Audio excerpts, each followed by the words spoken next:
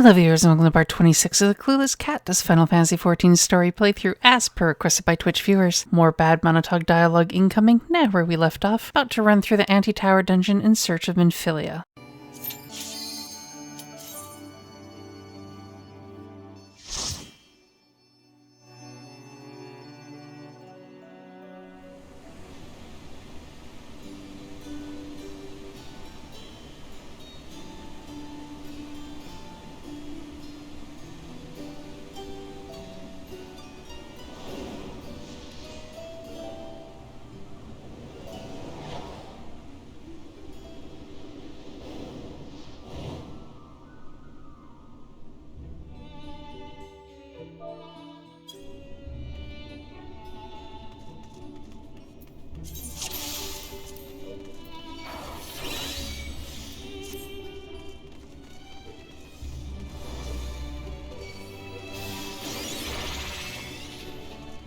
So for the trash leading up to the first boss, you're going to need to kill it before the platform to allow you to move on appears. On the third pat pull, after you kill it, a second pat will show up before the boss.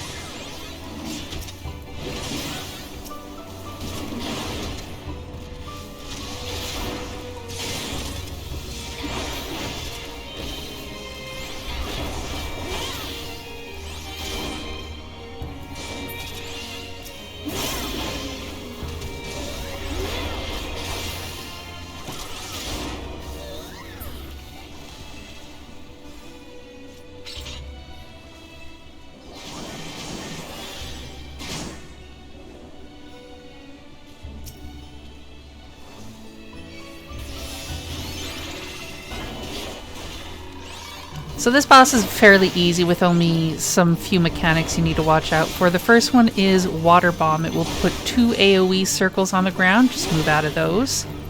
There's another thing called a Toy Hammer. They'll have a cast bar. It's a tank buster. They'll bonk the tank on the head and they'll be stunned. This can be dispelled. During this part, you just have to move away from his front or you're going to take continuous damage, kind of like the flamethrower from the Hraesvelgr dungeon. Those bubbles that popped, make sure to stay away from them because they will damage you. At some point, he is going to spawn adds, and this will turn 2 of the characters in your party to frogs. You have to kill the adds in order for that to dispel. All the same, while that this happens, he's going to have those notes that explode bubbles as well as be dropping water bombs the entire time. It's so important that you focus down the ads. And then that's pretty much will it. Just keep repeating that until he's dead.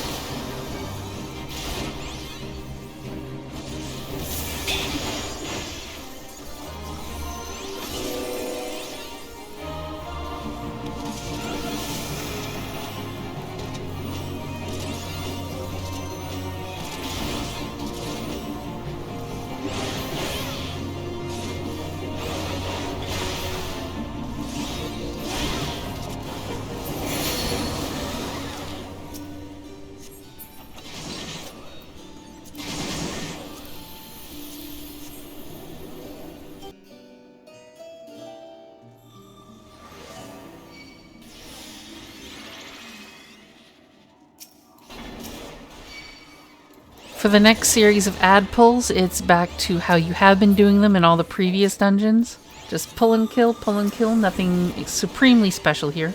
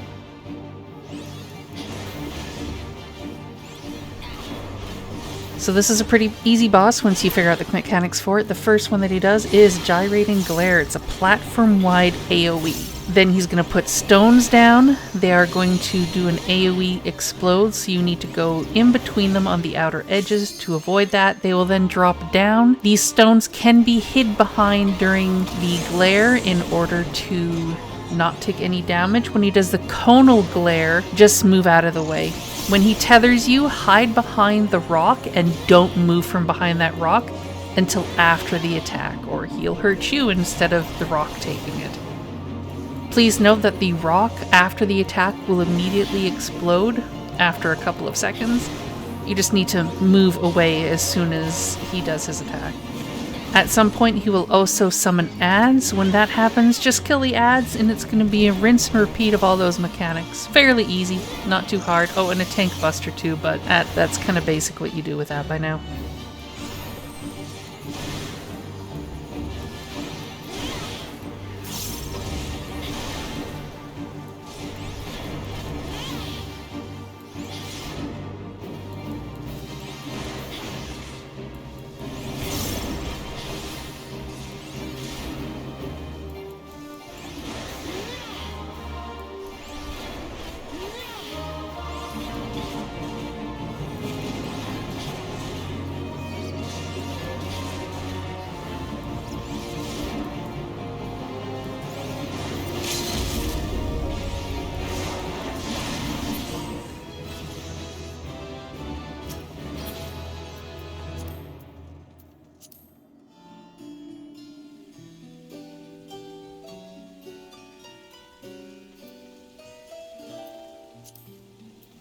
Now, same before for everything else. For this ad phase, you just have to watch out because the ads will drop from the ceiling, so make sure to pick those up before your DPS or healer accidentally do.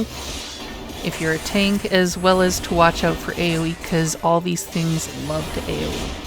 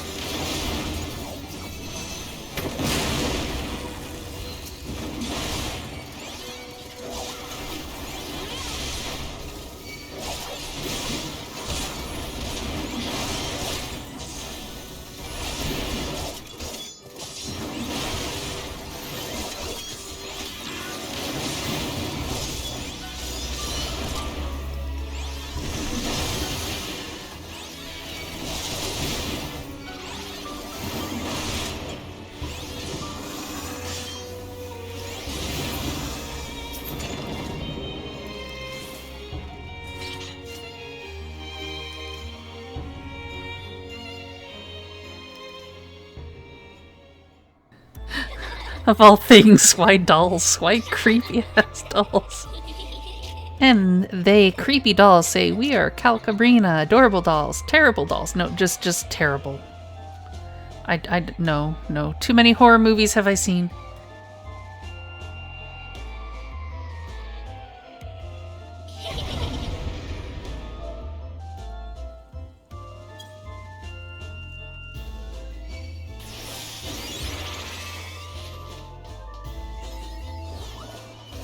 So for the first part, just kill all 6 of the mini dolls. They will merge and turn into one very creepy doll.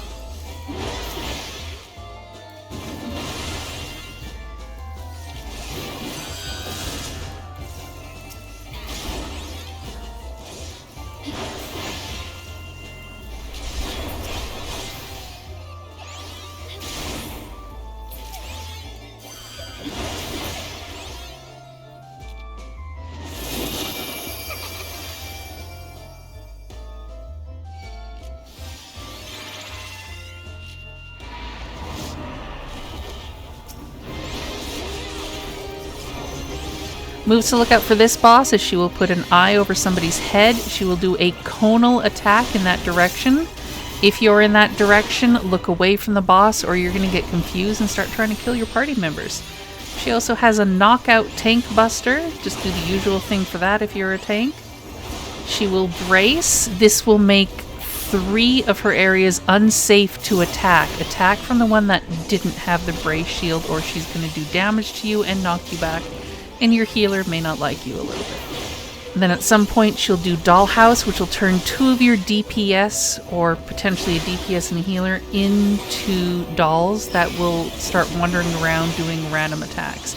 You need to kill those down quickly to avoid the AoEs that will turn them back into regular party members, and then you just need to keep smacking her and eventually she'll stop doing her little AoE attack. And that's pretty much, her main attacks. You just have to keep rinsing, repeating for those ones, and it's really easy.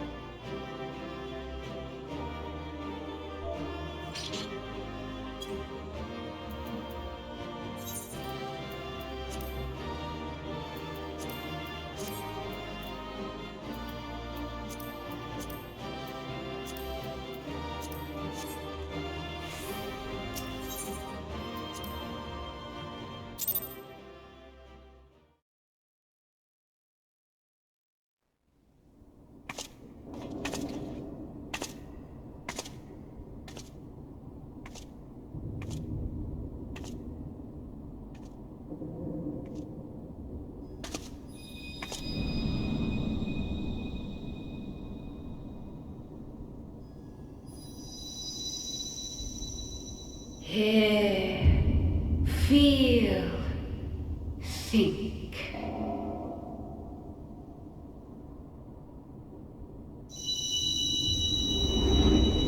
That voice sounds different, don't it?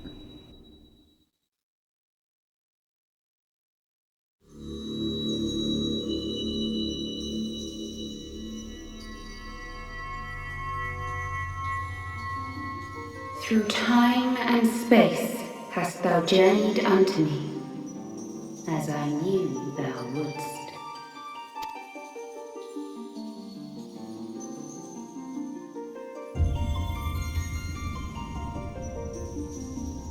We are the word of the Mother. We, who were once called Minfilia.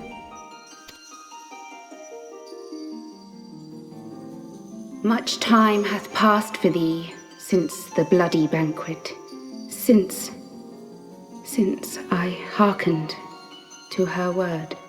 Mother, Hydaelyn guided me towards Y'shtola and Thancred, that I might be swept up in their flow and delivered unto the ethereal sea. There, adrift and alone, her voice silent once more, I prayed for those we had lost, for those we can yet save. To her I would make an offering. We speak now with one voice, one will, one word.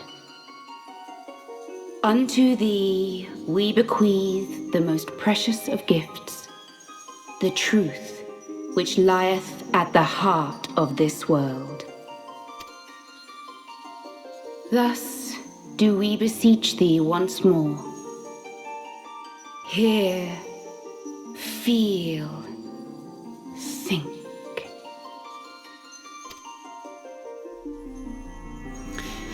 Oh, they are not gonna like this.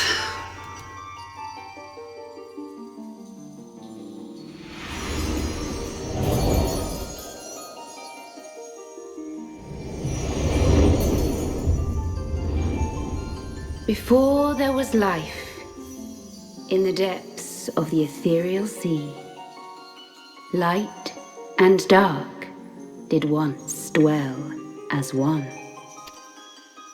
But the darkness coveted power, and the balance was broken. Thus was I forced to banish him unto the distant heavens, to forever remain apart, a moon bound. In sundering the star did we cry out, and the barriers twixt planes chanced to falter. Across 10 and 3 were we then divided, reflections of the source, each possessed of a shard.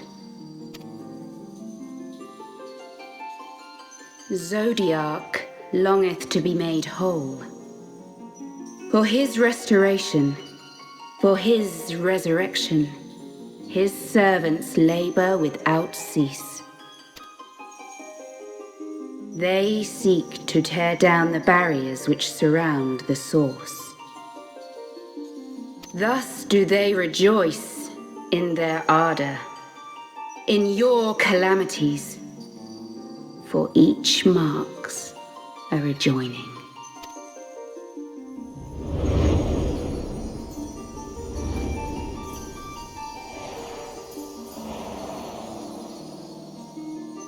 Seven times have they succeeded. 7 times hath the darkness grown stronger. 7 times have I failed.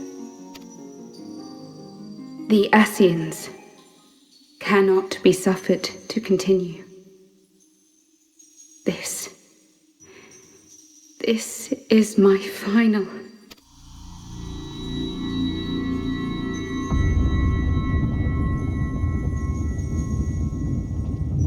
The crystal's power is all but spent. With what remains, I will return you to the shore of the ethereal sea.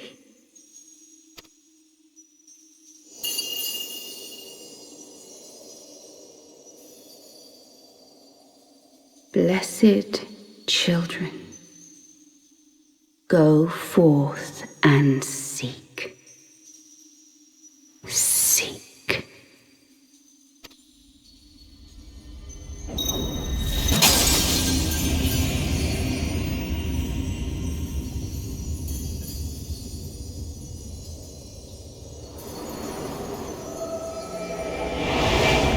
Well, Snap.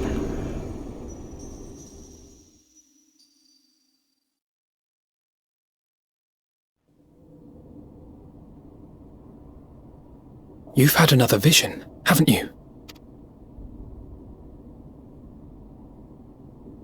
Let us return to Master Matoya's cave. Everyone will wish to hear what you saw.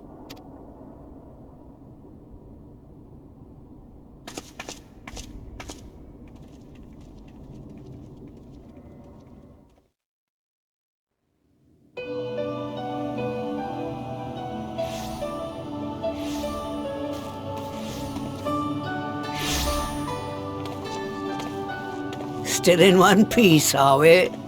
Well, did you learn anything?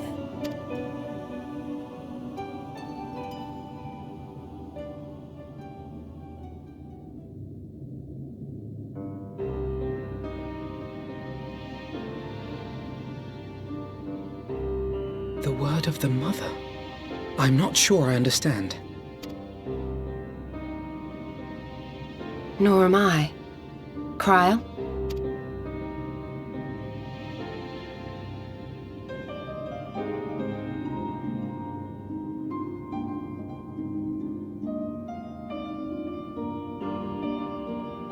As unbelievable as it sounds, I see no reason to doubt her The word's tale. No one was more sensitive to the will of Hydaelyn than Minfilia.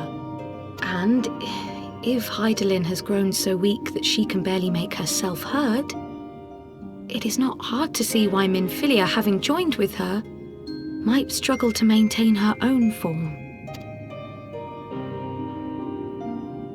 What? Why would she need to maintain her own form? Are you saying she's gone?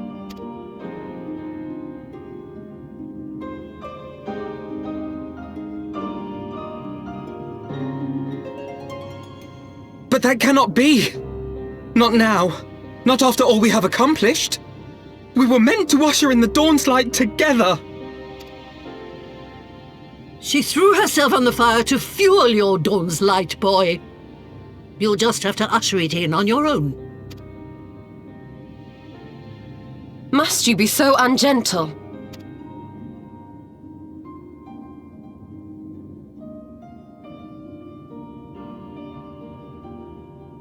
Tell me about the Scions, boy. The scions of the Seventh Dawn lay before Eorzea's salvation. Whenever the realm is threatened, be it by Primal, Ascian, Garlean, or any other, we take up arms in her defense, that all in Eorzea may live to see a brighter tomorrow. And that's very noble of you. But in chasing after these lofty goals of yours, you seem to have lost sight of some basic truths. To win a war, you must be willing to do whatever it takes.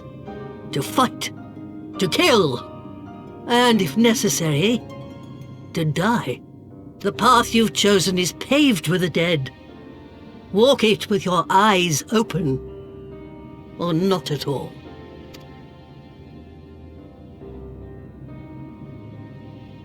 I know the truth of which you speak, and have from the first. If the Ascians will go to any length to resurrect their god, then we must needs be as committed to our cause, to unmask them and their schemes, and to crush them both utterly.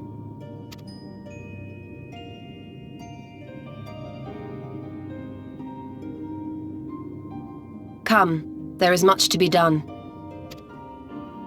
Yes, of course.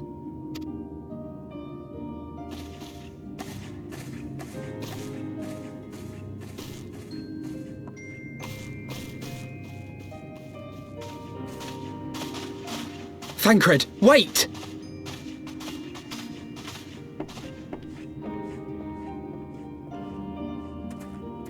No. No, this is all wrong.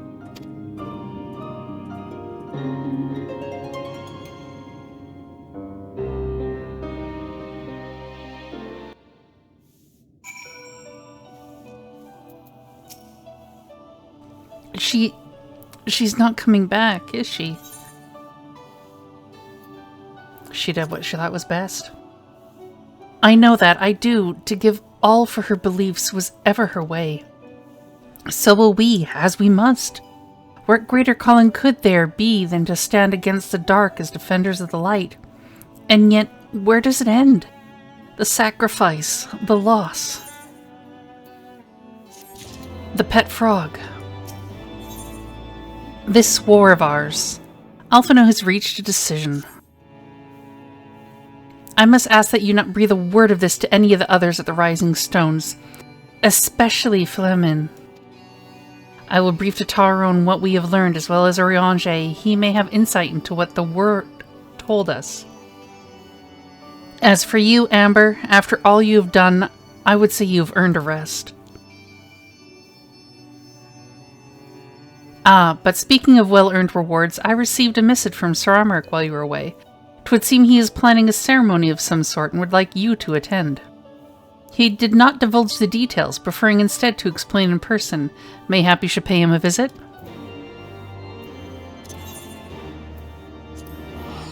Daddy Amaric, say no more.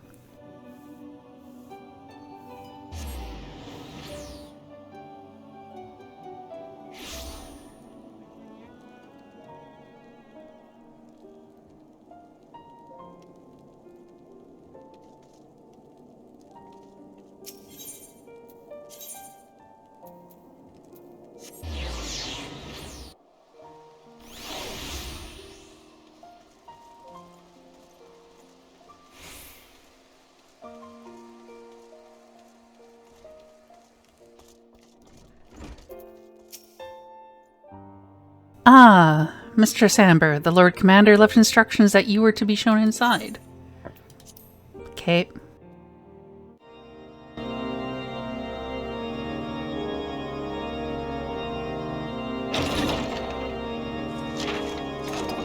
A pleasure to see you again, my friend.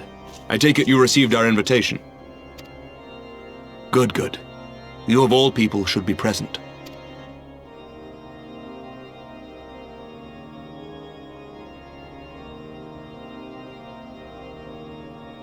When the true brothers of the faith seized control of the vault, I feared the worst. Yet in adversity were we blessed with the promise of peace between man and dragon through Vidofnir's timely rescue of an innocent child. Timely, I say, though miraculous or providential might better describe the event. The gods themselves could not have devised a more fitting symbol of hope. Needless to say, we could scarce let such an opportunity pass us by. Which is why I set about making formal arrangements for a peace conference between our peoples.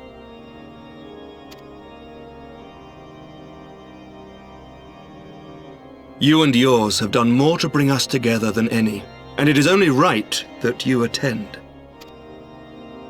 But I confess that is not the only reason I would be glad to have you there. Given Nidhogg's implacable opposition to the peace, it is possible that he and his followers may attempt to disrupt proceedings, in which event your presence would be a comfort to all in attendance. Pray understand, I have no wish to invite the worm's ire. But if our fractured nation is to heal, if we are to move forward as a people united, then we must do whatever is necessary to bring about lasting change.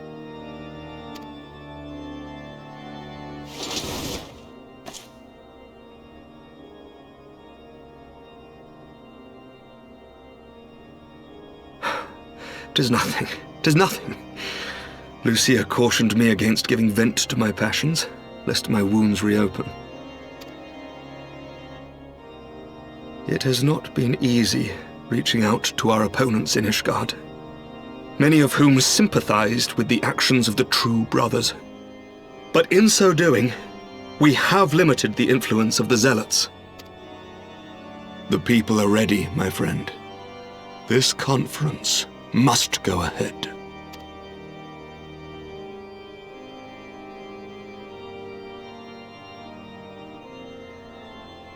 I knew you would understand. The conference will take place on the border of Ishgardian and Dravanian territory in Falcon's Nest. Lucia is there seeing to the final preparations even as we speak. Pray join her at your earliest convenience. 'Twould not do for the guest of honor to arrive late, after all.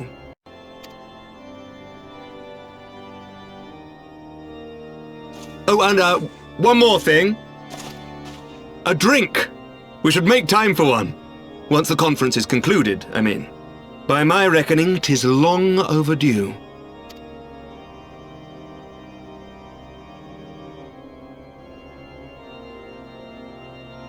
You know, the last time I had a drink, someone died.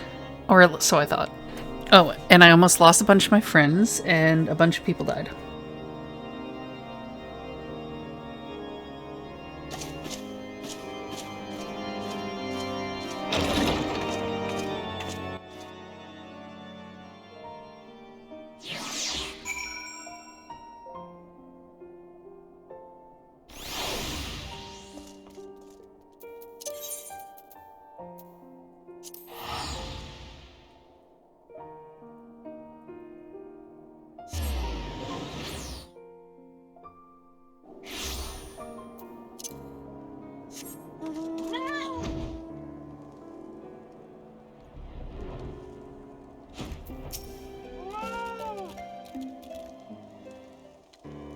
The Lord Commander said you would come, Amber.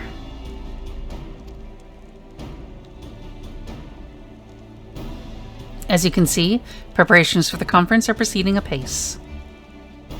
Mark well the curtain above. It conceals a relief that will be unveiled during the conference. The masons labored day and night to see it finished on schedule. Ceramic wanted a symbol which would endure long after this conference is concluded. I think you will be pleased with the result.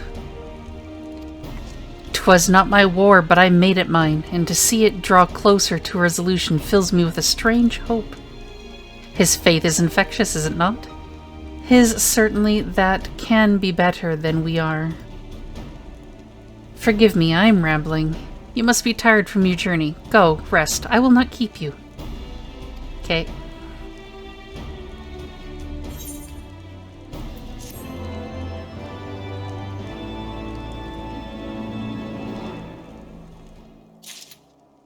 Staunch conviction. Lucia is concerned that you seem to be looking for something to do. If you would rather not take a rest, then why not take a walk around Falcon's Nest? Make your presence known to the people and so forth. In addition to those who have come from far and wide to attend the ceremony, you may meet Lords Artorial and Amanolin, who have graciously volunteered their services. They should be glad to see you. Now, if you excuse me, I must needs return to my duties.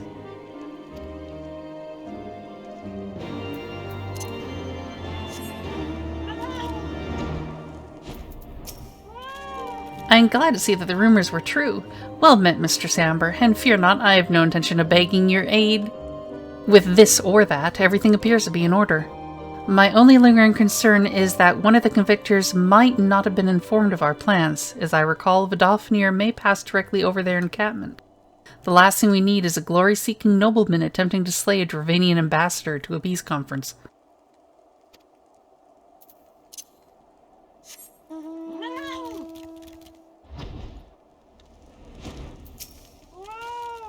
Do you know when everything's set to begin? I wasn't sure how many might come, so I thought it best to come early and find a spot with a great view.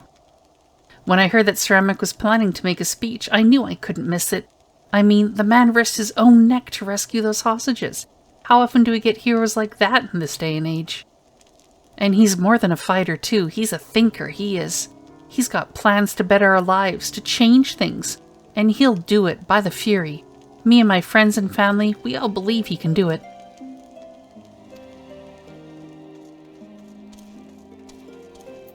Bloody exciting, isn't it? Not just peace with the dragons, but with all them heretics besides. Don't misunderstand, we've all got a healthy fear of being bathed in dragon fire. That being said, the heretics did far more to hinder our efforts here in the past, so hearing that we're close to a reconciliation comes as a great relief.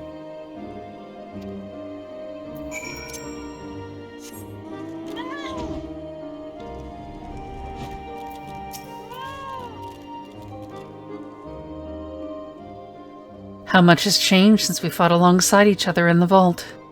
If you had told me then that we would soon be hosting a peace conference, I would have thought you a naive fool. Yet here we are, preparing to make that fantasy a reality. And here I am, laboring to make it so.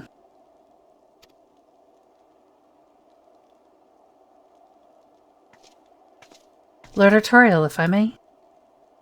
Certainly, First Commander. How may I be of service?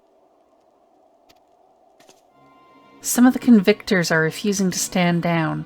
The majority are willing to do so, but a small party has instead pledged to engage any Dravanians bound for Falcon's Nest. Fury take me, they would defy Ceramic's commands if they dare attack Vidofnir. It will not come to that, but to see that it does not, we must needs hasten to their encampment.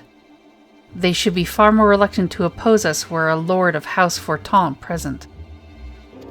I understand completely. Let us depart at once. But ere we do, I must ask, would you look after Amanolin while I'm away? I have to babysit that brat. As you know, he has ever been an impulsive, changeable child, but recently he seems to have been suffering from a bout of melancholy. I thought to lift his spirits by having him assist with guard duty, a simple but honorable charge, unlikely to expose him to danger given the presence of so many other knights. Alas, he has taken no interest, and I fear he may abandon his post in my absence. All I ask is that you keep an eye on him until I return. Exhausting though that may be, you have no idea. Thank you, my friend. I promise we will not be long.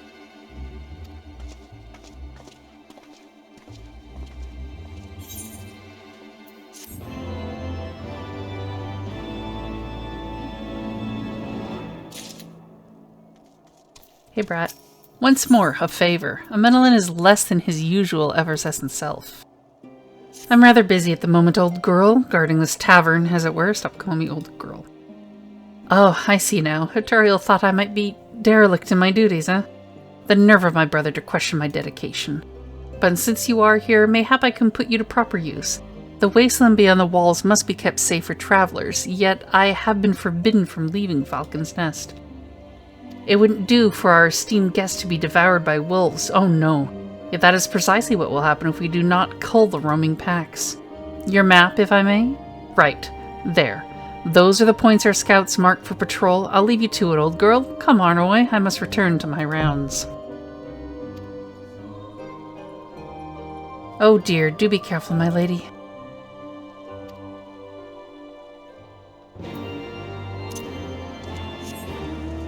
Because he's a brat.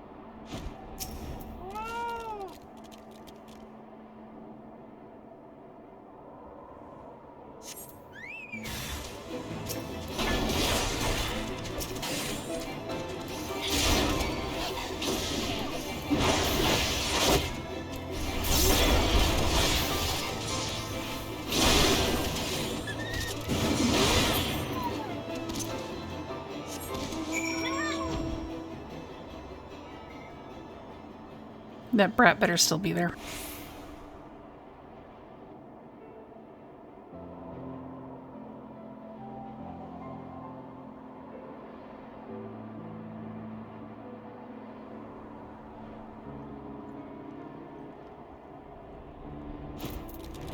Good brat. Amber, Wolf's Bane. It pleases me to inform you that I have completed my rounds and that all is well in Falcon's Nest. Oh, and there was a grizzled fellow looking for you. You know, the one who made that arsonist confess. Clever, that. Thancred, was it? He was asking after you. Anyway, once I noticed the garish weapons he was sporting, I deemed it a waste to leave him be. I dispatched him to an area I neglected to mark on your map. Yes, this one. If you hurry, he might still be there.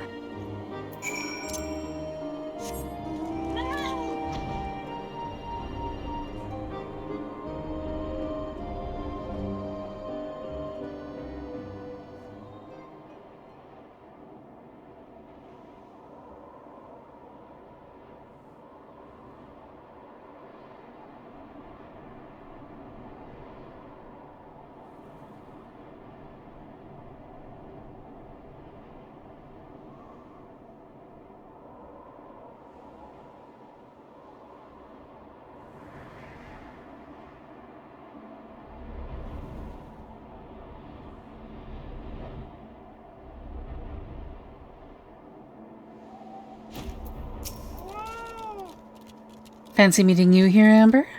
'Twas fortunate I came when I did. These two would not have fared well against the wolves on their own. The young lord wasted no time taking advantage of you, did he? And me, I suppose. Let us return to Falcon's Nest then, and see what other thrilling tasks he may have for us. Oh, you have no idea.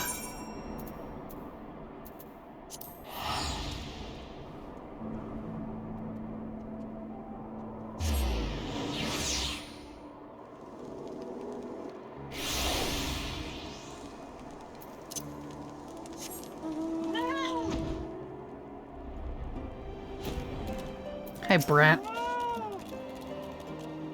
And there they are, a pair of gallant heroes if I ever saw them. Comrades in arms, reunited at last.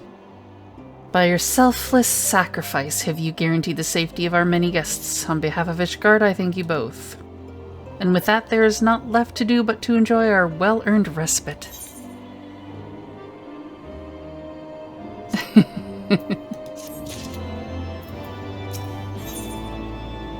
For those we have lost, Amanalim seems rather pleased with himself.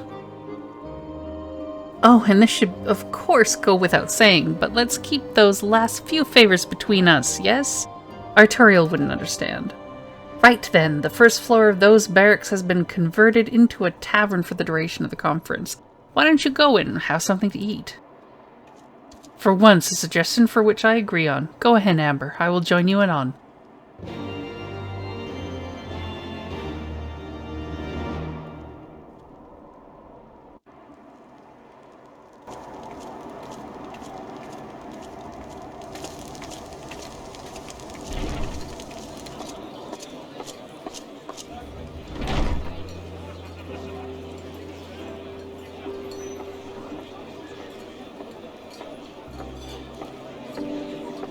Welcome, welcome! Find yourself an empty seat and I'll be with you in a moment.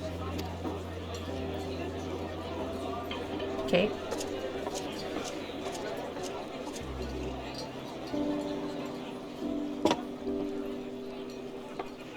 Cold out, isn't it? Here, a mug on the house. Let's get some colour back in them cheeks.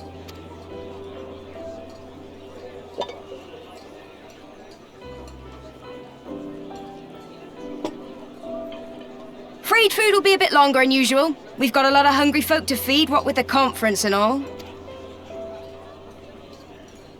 Oh, so many people with cause to celebrate. To think there could be peace in our time, after all them years of fighting. When I heard about the conference, I knew I had to come. I knew I had to be here, to do my bit.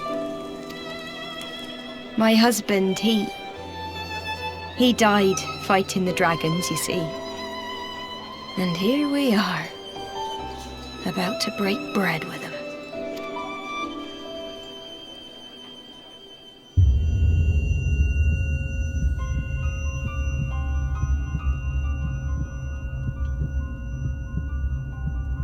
You alright, my love? You look tired. Reckon you could do with a good long rest? After all you've done, I'd say you've earned it.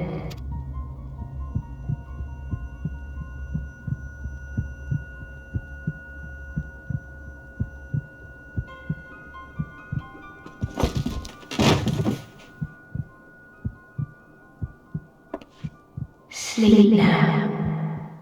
Sleep. Sleep and leave us to our affairs. And this is why the Warrior of Light doesn't drink anything after anymore. This was never your fight.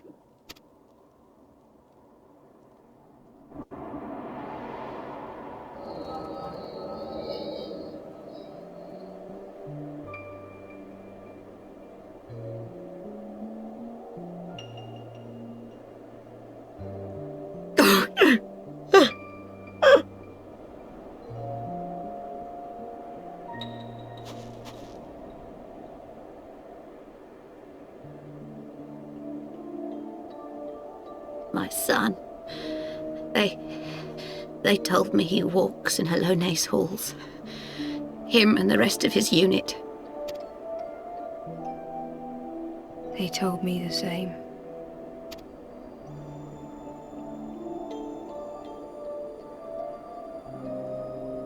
I expect they think it's comforting.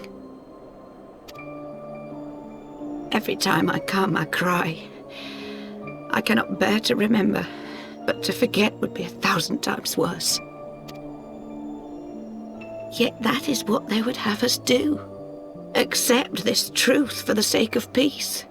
Bury the past and look to the future. But he was my future. My flesh and blood. My heart.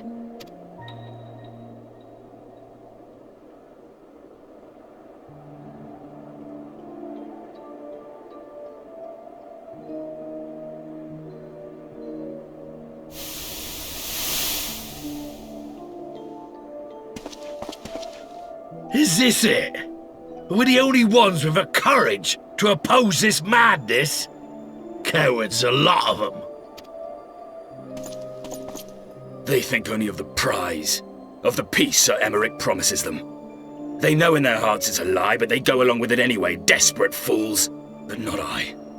Not I! I see the worm that killed my brother in my dreams every night, and I will not rest until he lies broken at my feet.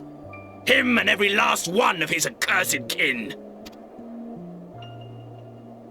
All this nonsense about Kings of Eld, as if I care what they did or didn't do, makes no difference to me and mine. Have the dragons sued for peace in 1,000 years? Are they bollocks? It's a bloody ruse is what it is, and Sir Emmerich and the rest of them are bloody fallen for it. But what can we do? They believe, and naught we can say will ever change their minds. Whether we like it or not, man and dragon will come together at Vulcan's Nest, and all will be forgiven. Forgiven and forgotten.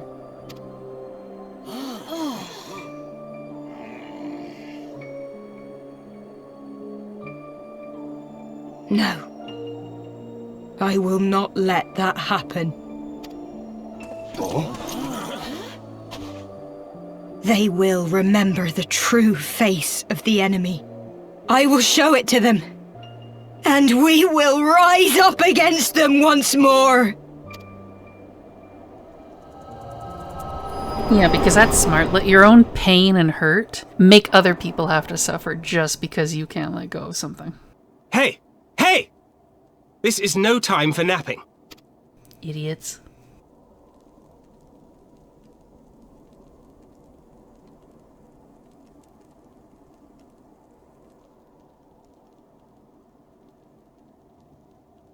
Do you have your wits about you?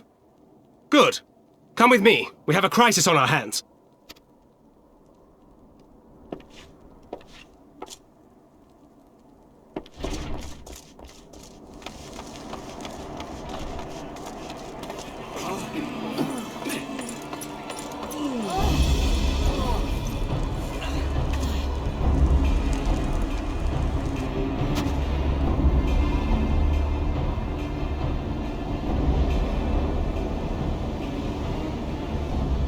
Hear me, brothers and sisters. Do not be fooled by the honeyed words of the Dravarnians. The peace they promise is but a prelude to slaughter. Remember your husbands and wives never returned from war. Your children torn apart by fang and claw. All your loved ones shown no mercy. Does not your heart cry out for vengeance? Your blood boil at the injustice? Remember the face of your enemy, brothers and sisters. Remember it, and strike back!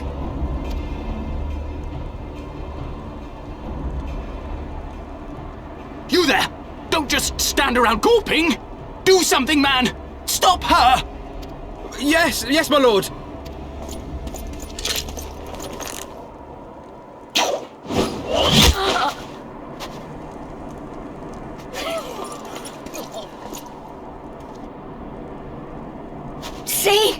See here the true nature of the Highborn. With lies and deception they lead us to our doom. And dare we raise our voices in dissent? Death is our reward. This is the choice they have given us, brothers and sisters.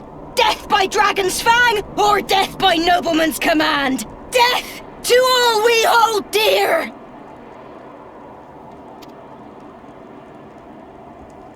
I spit on your choices, noblemen! You will take no more from me! No more! No more!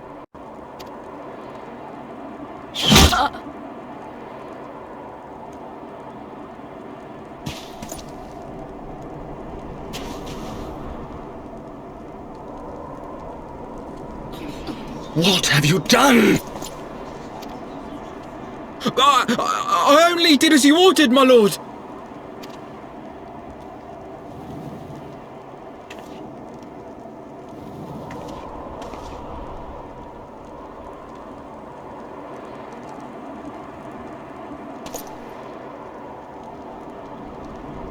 I gave no such order!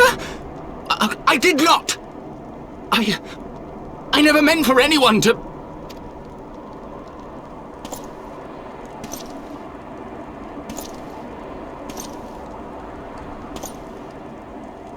And this is why you don't leave a Menelin in charge, because he's an idiot.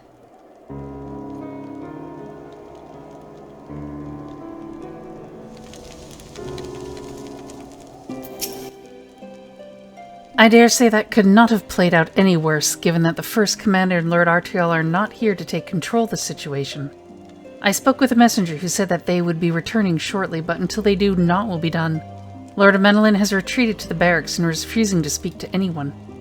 Therefore, it falls to us to ensure that order has been fully restored. Come, let us walk the streets and speak with the people.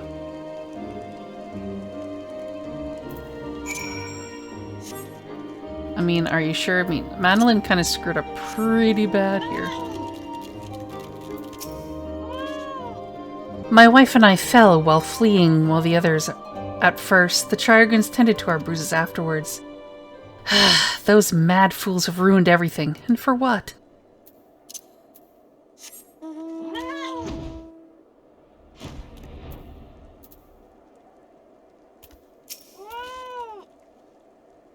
I'd heard the rumors that the young lord was a drunken fool. What imbecile thought it would be a good idea to let him have the run of Falcon's Nest? Well, I say him and Sir Amric take their bloody change and shove it up their arses. I'll not be taken in by that rot again.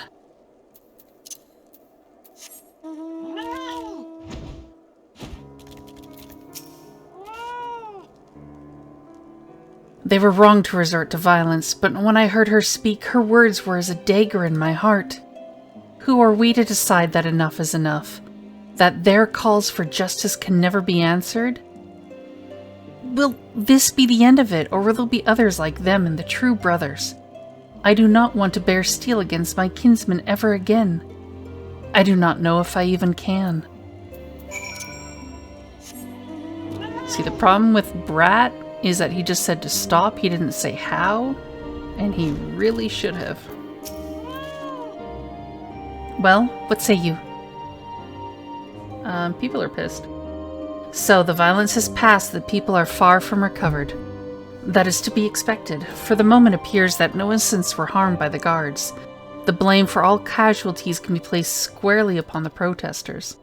Nevertheless, the people will not soon forget the image of a young lordling ordering the public execution of an unarmed protester. One whose words resonated with the hearts of many. After all, who among us has not lost loved ones? Consequences. Thancred would like nothing more than to leave Falcon's Nest behind. Lord Artorial and the First Commander should have returned by now. To the tavern, then. Their first order of business will be to speak to Lord Menelin, and I somehow doubt that he has moved an ilm since we last saw him. No, because he done screwed up. And this is why his brother is going to be heading the house and not him.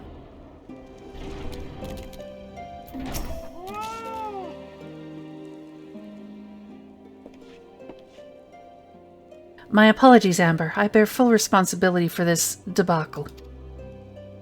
There will be time for that later. I, for one, am more concerned about picking up the pieces. What do we do now?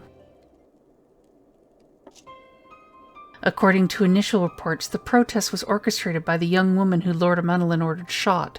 She and her conspirators infiltrated Falcon's Nest, posing as servants and guests. Several were taken alive, others resisted and were struck down. Still, others took their own lives. Our forces suffered casualties as well, but by the grace of the Fury, no civilians were seriously injured. Still more remarkably, the ringleader yet lives, for the time being at least. The Chiragans are doing what they can for her, but she may not live through the night. Given their impeccable timing, it is like that the convictors who drew us away from the hamlet were in league with the protesters. Accordingly, we have detained them for questioning. I'll be sworn that these villains spent as much effort plotting the failure of this peace conference as we did its success. Well, if the mood of the hamlet is any indication, theirs have been the more fruitful labors. In the wake of the protests, the people seemed disillusioned.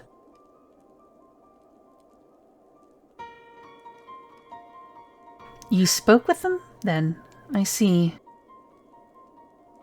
Sarmak placed his trust in me. It will be difficult to explain what has happened here. Remember how far we have come, Lord First Commander. The people's faith may be shaken, but we convinced them before and will do so again. If we cannot find a means to remind them, to show them once more the promise that change holds for all, then this tragedy too shall pass into the past. We must pray that you are right. Nevertheless, for the time being, I have no choice but to suspend the peace conference pending Sarmak's final decision. Under the circumstances, I cannot leave Falcon's Nest. Amber, will you deliver my report to the Lord Commander in my stead? Get up, Amandolin. You're going with her. Go on without me. I was not asking. You will answer for your actions in person. Is that clear? Yes, my lord. Come, Honoroy. Your manservant is not here. In fact, I have not seen him for some time. Honoroy? Honoroy. I could have sworn he was...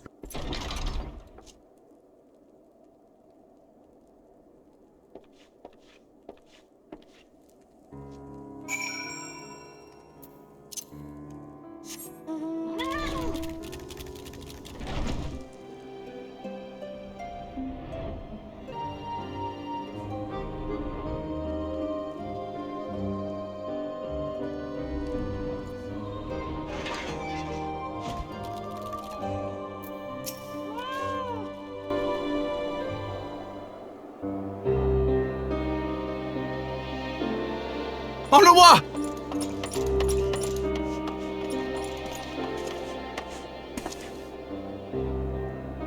No, no! What have they done to you? Onawa! Onawa!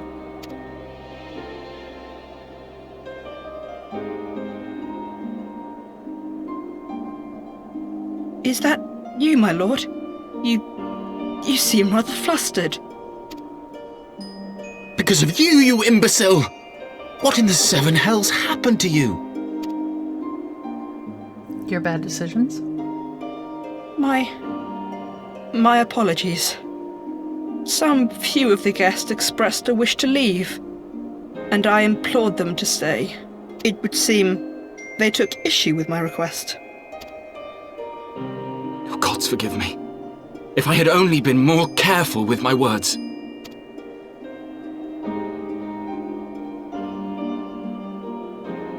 Do not blame yourself, my lord.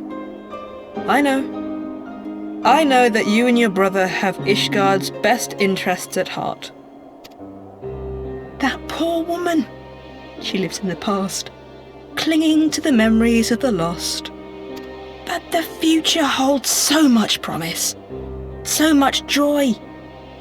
And you know that better than any. His manservant is more mature than he is. Oh, good grief.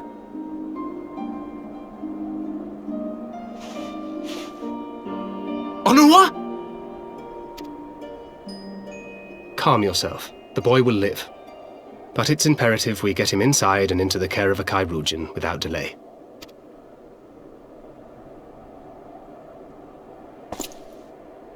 Oh, we were so close! Why does it all have to fall to pieces? Don't they want to live in peace? Don't they want to be happy? We all want the same thing! And still it falls to pieces! Tell me, what was I supposed to do? Someone, anyone, tell me, what was I supposed to do?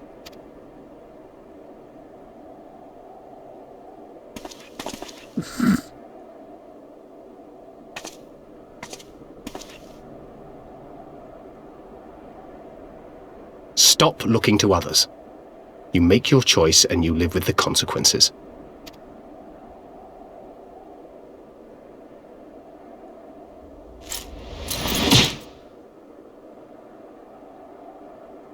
And what would you know about consequences? You who always know just what to say and just what to do. Your every deed is greeted with a round of applause. Sock him.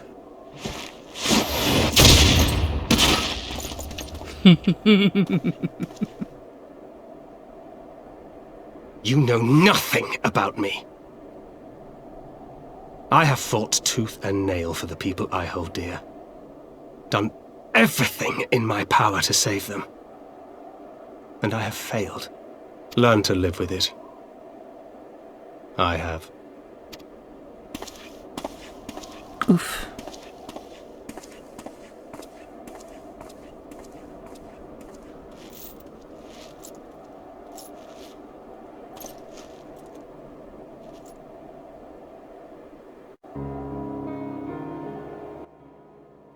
Yep.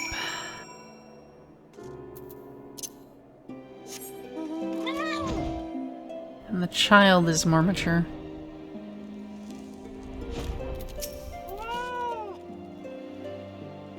I may have overreacted, but it needed to be done. He was becoming hysterical. I understand the desire to look for reasons, for excuses, to convince yourself you had no choice. But the past is the past, and there is naught to be gained from reliving your mistakes. I know this. I know this. But he...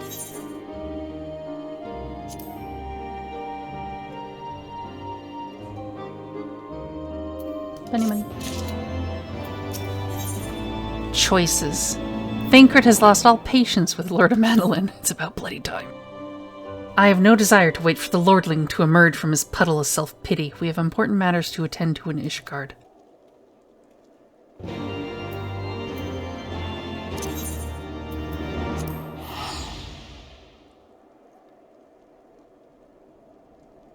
I'm just happy someone knocked that brat flat on his butt.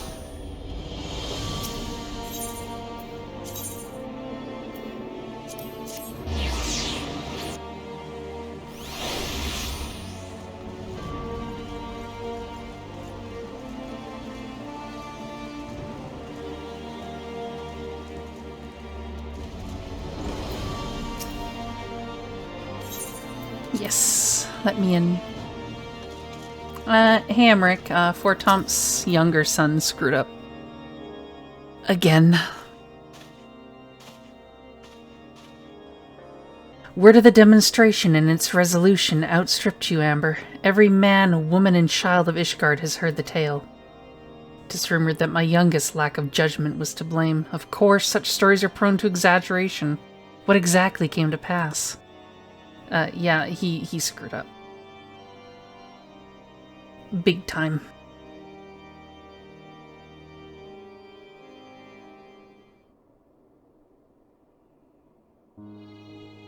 I see, so that is the truth of it. Regardless of his intent, the result is undeniable. He has furthered the cause of these misguided few who cannot let go of the past. In an instant, the delicate peace we were poised to forge is once more beyond us. To dwell so deeply on the war and the vengeance it begets, only for that too to be taken away, is it any wonder that they were left bereft?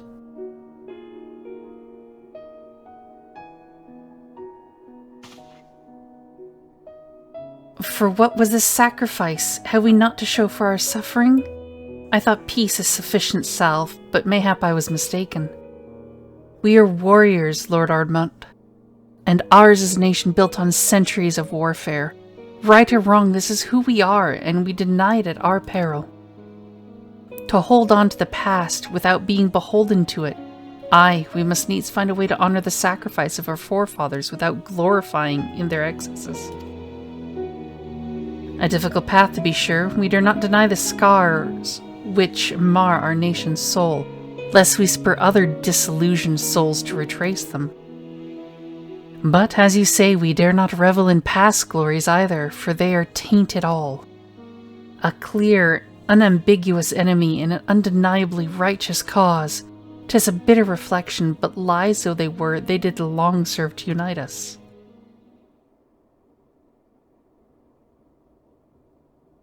No truth will ever serve as well, I fear.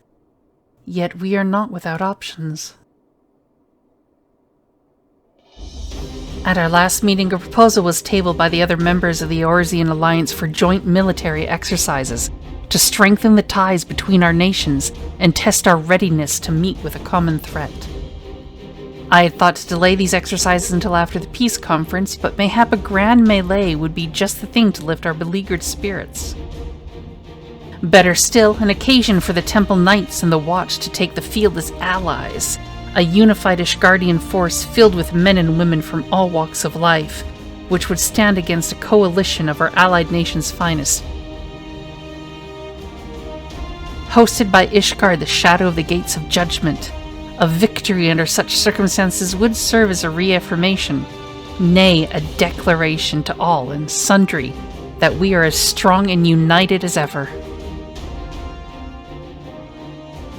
Such a victory would do much to fan the flames of patriotism, it is true, but if we should be defeated, though, even to hold our own against the cream of 3 nations might be presented as a triumph. Very well, you may count on my support for what little it is worth. However, I have a request. I would have my son, Amanolin, take part in the grand melee. By his deeds has he brought shame upon Ishgard, and so by his deeds I would have him bring our nation honor. As you wish, my lord. If that is his desire, then it shall be so. Oh, he'll make it his desire. Now then, we have no time to lose, Amber. Would you be so kind as to deliver my instructions to Lucia? I shall write to the Alliance leaders at once and begin making arrangements for the grand melee. Should you chance to see my son, pray inform him of his duty. If he has not already returned, he will soon enough, making every effort to avoid me. Yeah, darn right I will. Let's go see your son get the snot beaten out of him. Again.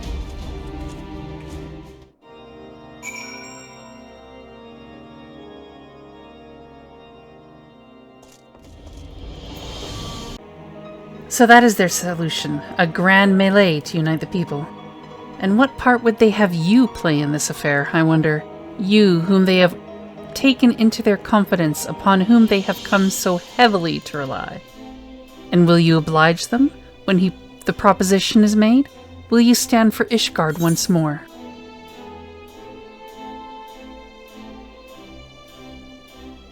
I will stand for my friends and the comrades, not a nation. Nah, we've come this far, have we not? Well, when you put it like that, I suppose it would be a shame not to see it through to the bitter end. So, for this grand melee of his, Sir Emmerich wishes to field a force comprising both his Temple Knights and Hilda's Watch, yes? I can only imagine what she'll have to say about that. In fact, curiosity compels me to go and see for myself.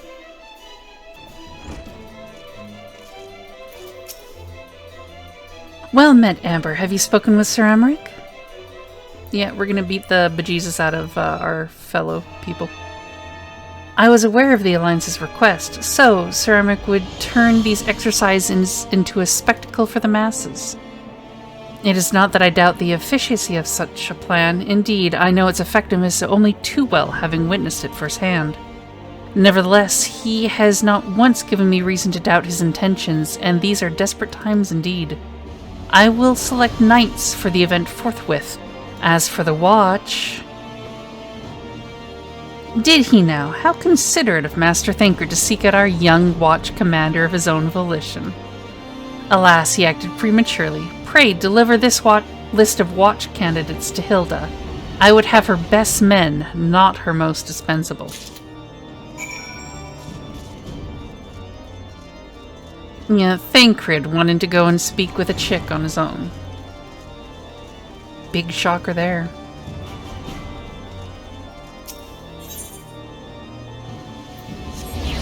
For anyone that doesn't know, Thancred is a bit of a Casanova, self-proclaimed Casanova.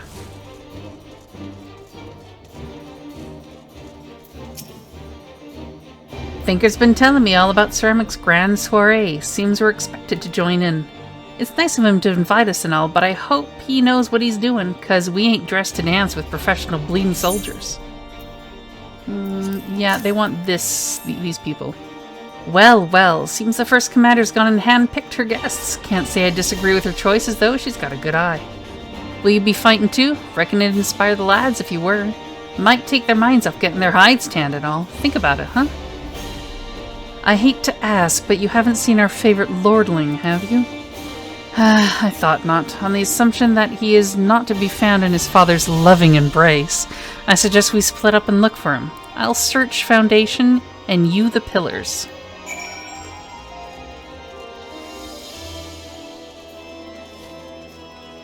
I don't want to look for him. I want to throw him off.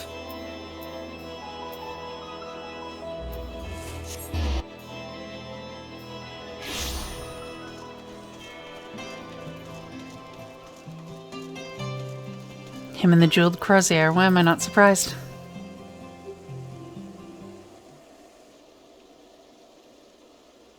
I carried Honoroi to the manor. Our best trireans are attending to him as we speak. He has yet to wake, but surely he will.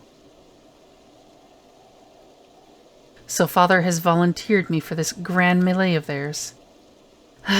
My beloved family, always making my decisions for me. Yeah, because you suck at them. No, it's not like that. It's just... Oh, you wouldn't understand. How could you? You're free to be the woman you want to be, whereas I am a son of House Fortaunt, don't you see? My future was determined before I was born. What I could and could not do. Right or wrong, that was the way of it, until the old order began to crumble. Now we wander amidst the rebels, searching for a purpose, for a place. All around me, brave men and women rise to the occasion. With faith and conviction, they dedicate themselves to their causes. But not I. I was terrified of making the wrong choice, which is why I let better men make them for me. Do this, do that, take this duty, guard this conference. I suppose I had convinced myself I was above it all, until your friend showed me otherwise. When I saw Honoroi, I wanted to scream. I wanted someone to blame, but in the end there was only me. Only me. So you see, I cannot meekly bow my head and accept Father's command. Such cowardice is what brought me to this point. I will go to Sir Emmerich and I will make my own decision.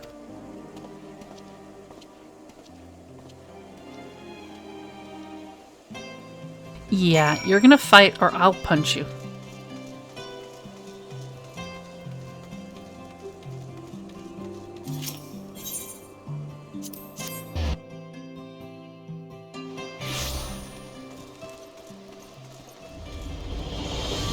Now may I say that here at the stream we do not condone violence unless it is against a Menelin.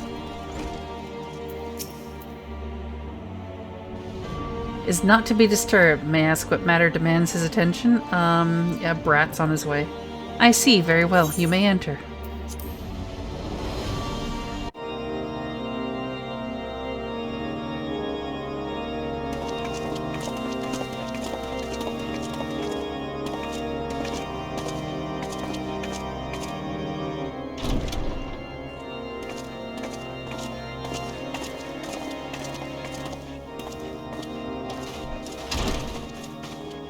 Lord Commander, if I may?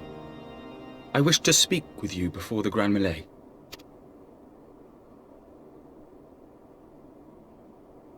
Proceed. How do you do it, my lord? How do you lead with such certainty, when so many of our countrymen will not hear of peace with the Dravanians? Some of them hate you almost as much as the dragons themselves. They decry you as a patricide in the streets. They even tried to kill you, for God's sakes. Yet still you march on, undaunted, where no archbishop dared to tread. What is your secret? Where do you find the strength?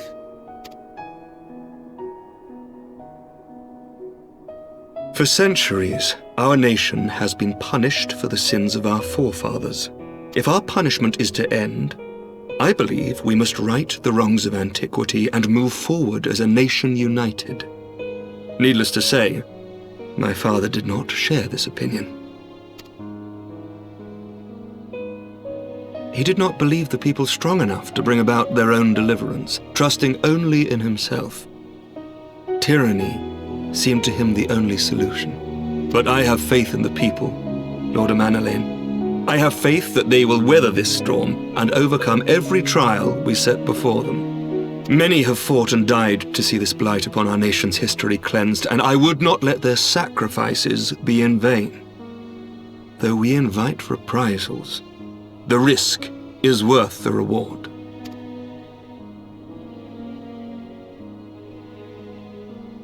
I want to believe. I do.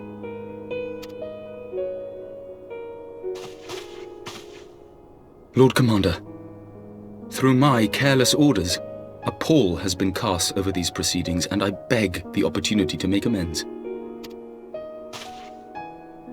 I, Emmanuel de Forton, do hereby request leave to take part in the Grand Melee.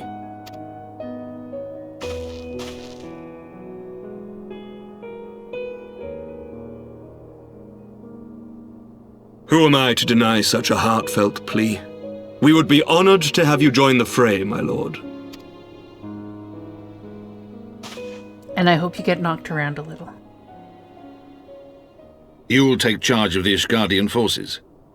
For all my other responsibilities, I am still Lord Commander of the Temple Knights, and I would not soon yield this duty to another. The esteemed Sir Emeric leading the Temple Knights and the Watch into battle along with my youngest. I could wish for no more. Then you wish for too little, my lord. There is another who might yet join the fray. An indispensable ally to whom we owe much and more.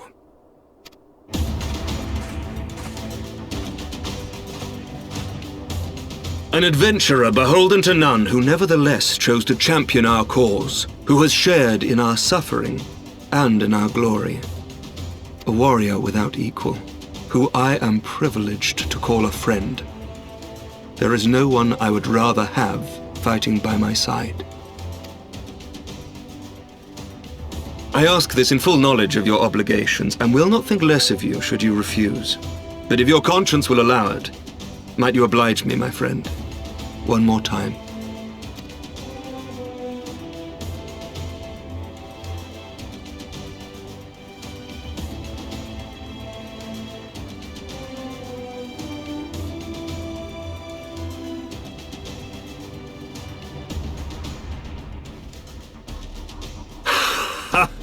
Together we shall give the people a spectacle for the ages, a celebration to mark the dawning of a new era. Let's kick some butt.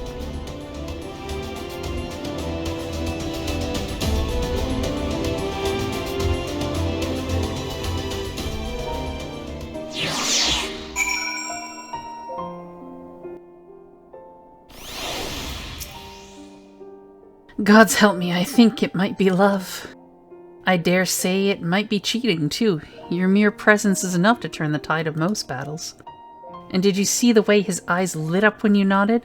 'Twas a look of boundless relief and joy. One would think a politician more practiced at concealing his emotion. Still, his honesty does him credit. For a moment I was fair inspired to pledge myself to the cause, but that would be improper. This is their fight, and yours, but not mine.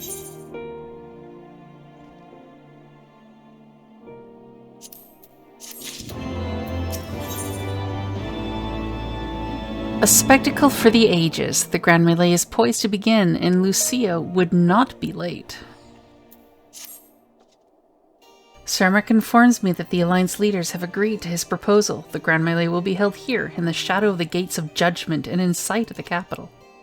An announcement has been made, and allied forces are currently en route. The eyes of Ishgard are upon us, Amber. We must not fail. A rare opportunity to see you pitch yourself against allied forces outside of Cartano, perhaps. I would not miss this for the world.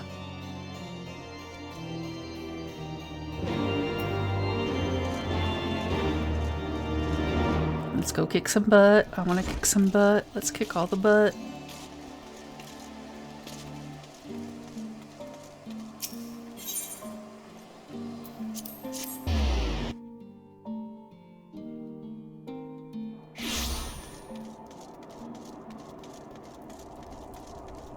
And there's the Bratling himself. Hi, Bratling. There she is. I say, when you didn't appear, I began to question... Nothing. Never mind. To think that we are mere moments away from facing the cream of Aerzur's Solidary in battle.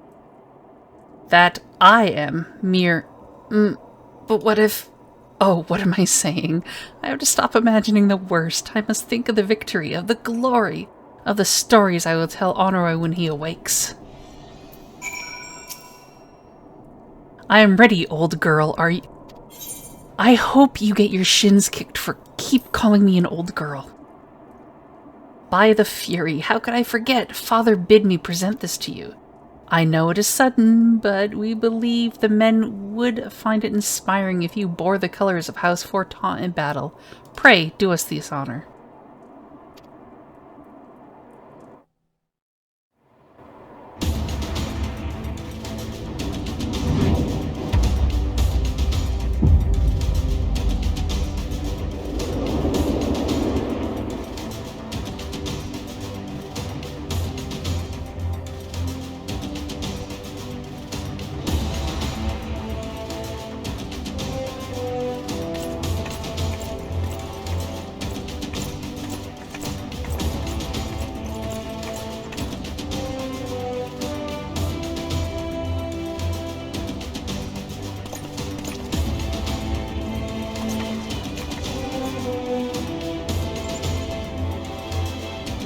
Let all here present heed well the rules of engagement.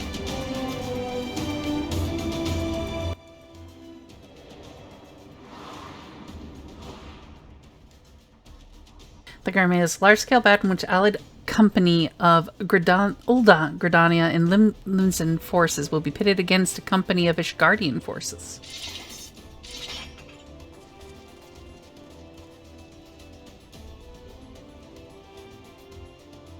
When a combatant is incapacitated, the opposing company will be awarded tactical points. The first company to attain the designated tactical rating of 100 points is declared the victor.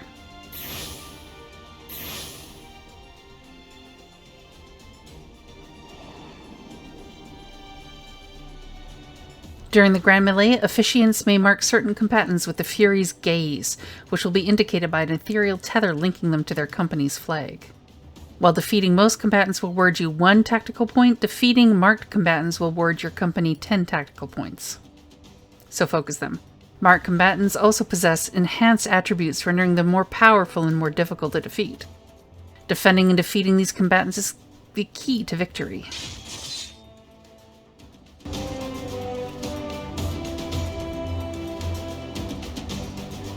For the honor and the glory of Ishgard!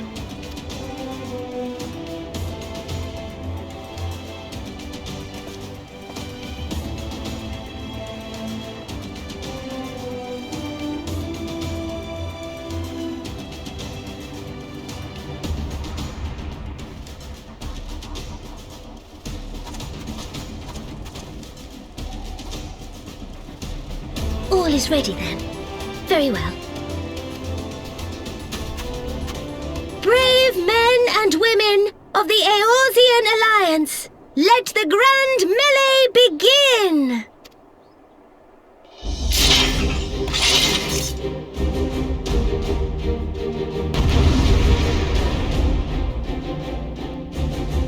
Let's rip.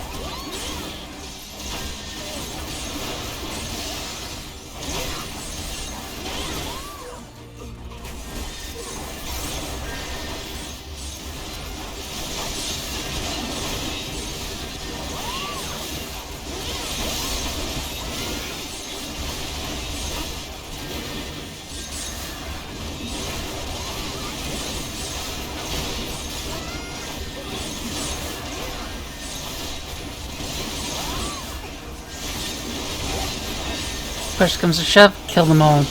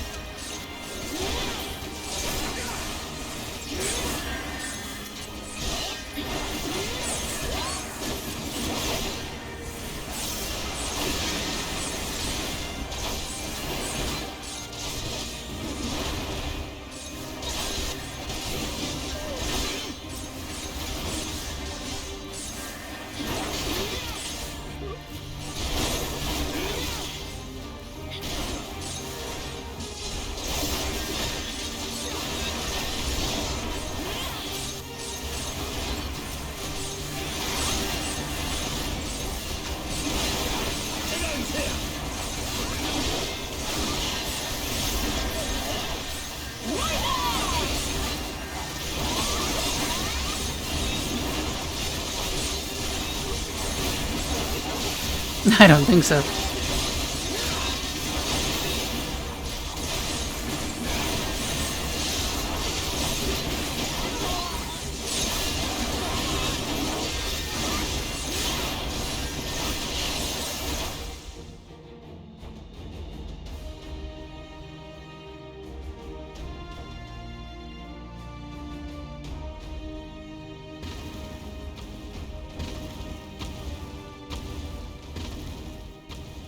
Cyclops, Cyclops, everyone on your guard.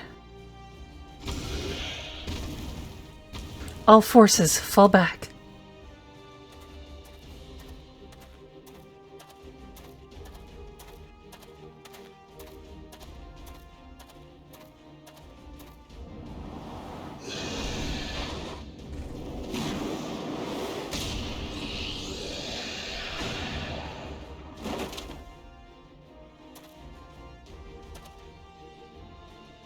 Continue the melee.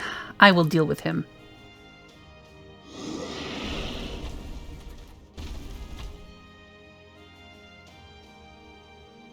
Okay, you and me, Raban.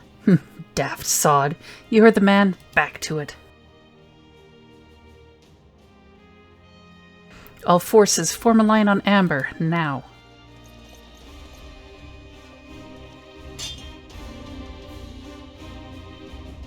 You're going against Raban. You might just want to leave him to me.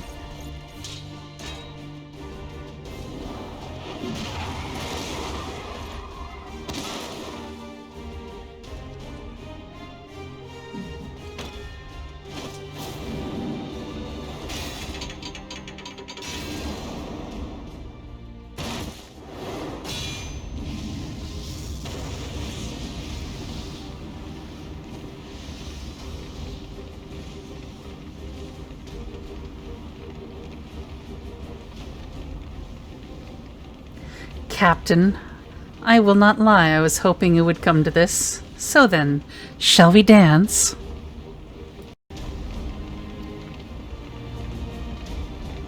Damn it all.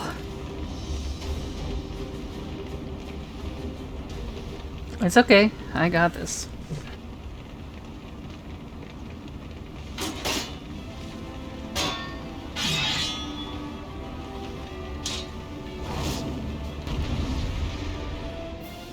Let's go, Bull.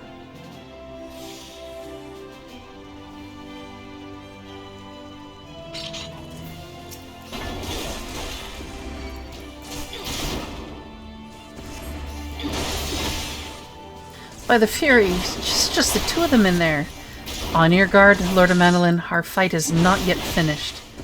That's all you bastards have got? Come on then, give us another.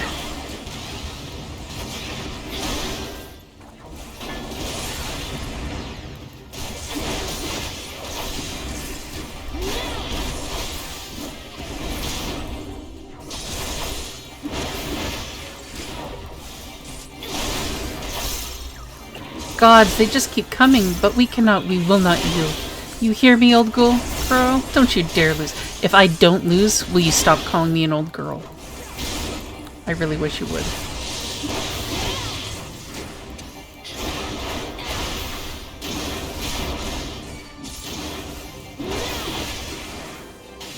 Aha, brilliant. Brilliant, you are indeed brilliant. The warrior of light, but I am the bull of Alamigo.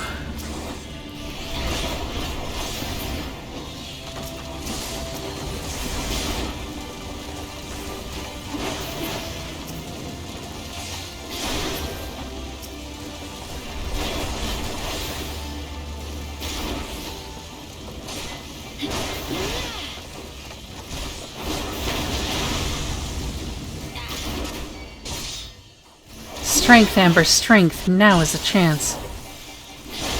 Strike him down for the glory of Ishgard.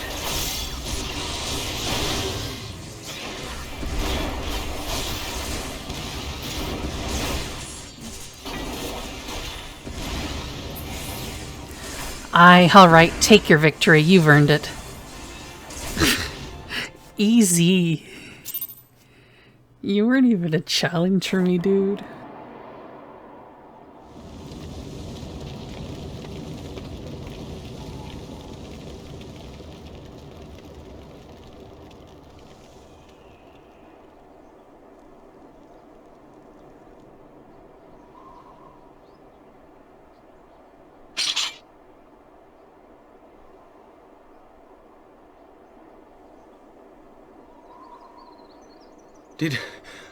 Did she win? Then we...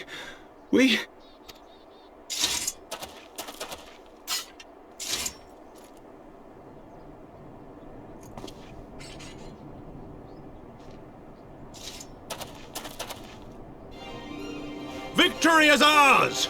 Ishgard! Ishgard!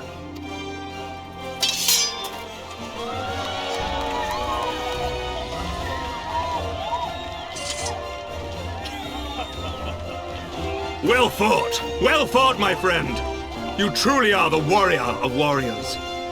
Thank the Fury you were on our side.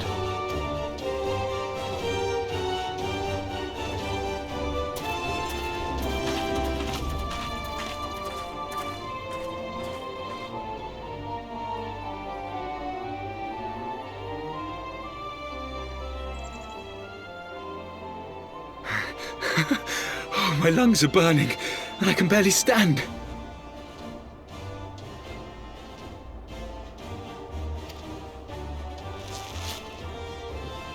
I didn't think I could do it, but then I did. We did. We faced the Alliance's best, and together, with one heart, with one purpose, we prevailed. After 1,000 years of hardship, of strife and bloodshed, we are strong enough to rise to any challenge, be it on the battlefield or beyond. Oh my god, I think he's growing up a little bit. But just a little bit. The future holds so much promise, so much joy. We need only show them the way.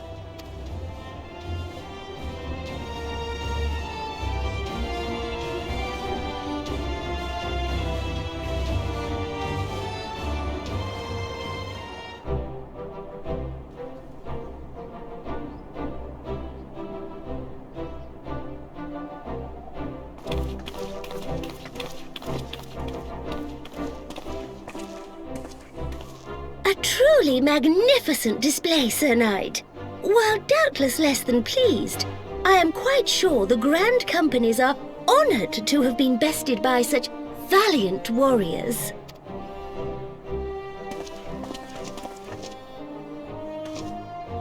The honor was ours, Your Grace. I am pleased to see that Ishgard's proud martial tradition is being upheld. When the time comes, I trust you will fight alongside your brothers and sisters in the Eorzean Alliance with the same fervor you displayed in opposing them.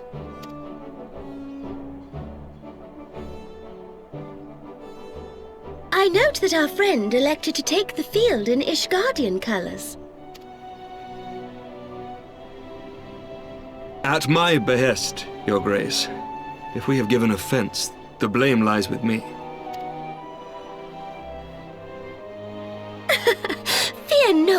night. It was a surprise, nothing more. And any hint of ill feeling was thoroughly dispelled by the spectacle of our mutual friend's duel with General Raubarn.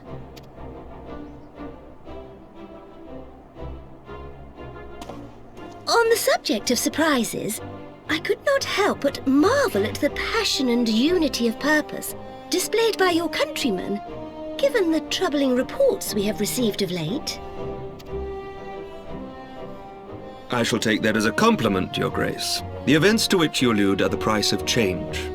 The end of the Dragonsong War marks the beginning of a new era for our nation, and for the people, high and lowborn alike, who will lead her into the future. Ah, yes. The people. Change is indeed a perilous thing, for we who seek it, and they who fear it. I shall pray for Ishgard, and for you.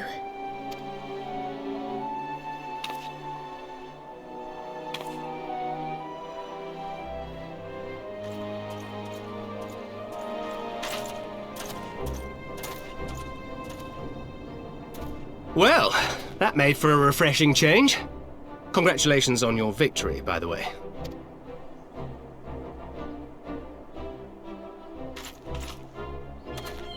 Ishgardians certainly seem happy with themselves. I, for my part, am merely glad you did not strain anything in the process of single-handedly winning the battle for them. Glad you noticed.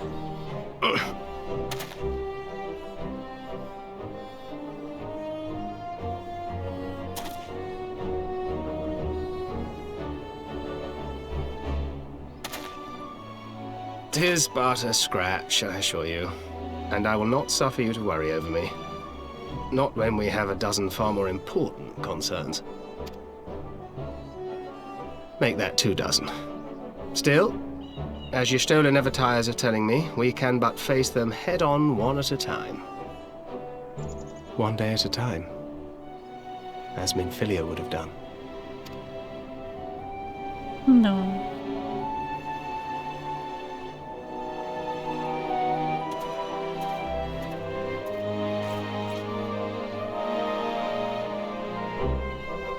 And take off that darn eye patch, you don't need it.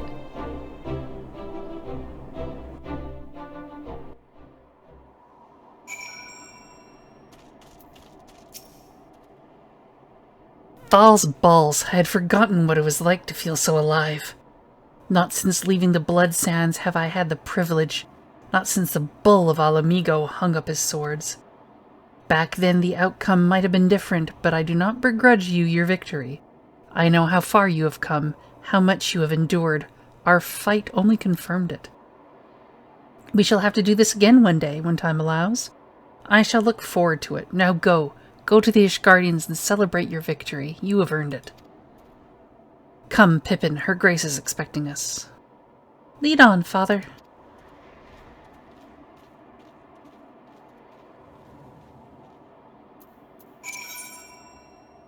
Oh, he's still here. Okay, never mind.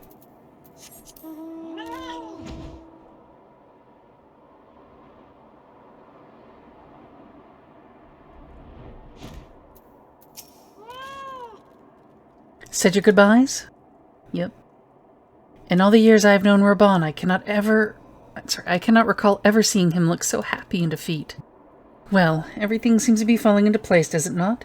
The Ishgardians have claimed their symbolic victory, and the Eorzean alliance has been strengthened in the process. Be proud, Amber. You made this happen.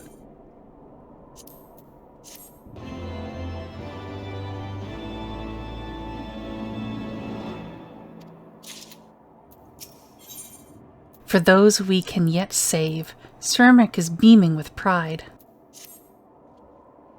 We have done it. Nay, you have done it. You have brought us the victory we so desperately needed. There is naught left but to return to the capital. Come, let us see what reception awaits us.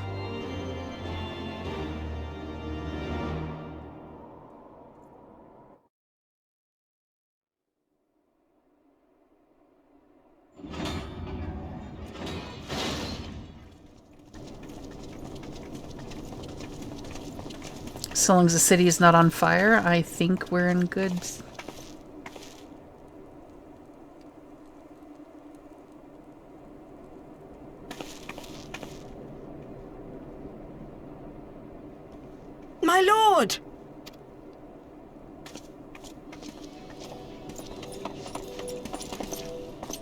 Honorwa, my boy. Shouldn't you be in bed? Thank you for your concern, my lord. But I have largely recovered from my ordeal, and I have naught but several scars to show for it, which I have been told some women may find appealing. I see. And to think I was worried sick over you. God, don't be a woman chaser like him. I'm not sure I understand, my lord. Well, let's put that theory to the proof, shall we? My lord? 'Twould seem that a great many things have occurred in my absence. I thought I might begin to make amends by welcoming you in person. The messengers spared not their chocobos to bring us word of your victory in the grand melee. I cannot well describe our elation when we heard the news. It called to mind the day we rejoined the Eorzean alliance, when I glimpsed hope rekindled in the eyes of the people. The Fury herself ushers us into a new era. Sir Emmerich, the time is now. Aye, that it is. Reconvene the conference and summon Vidofnir to Falcon's Nest. We will make peace with Hraesvelgr's brood and hasten this bloody war to its end. Yes, Lord Commander. I will send word to Artoirel and bid him resume preparations. Emanelaine, you will place yourself at your brother's disposal. He will be glad of your assistance.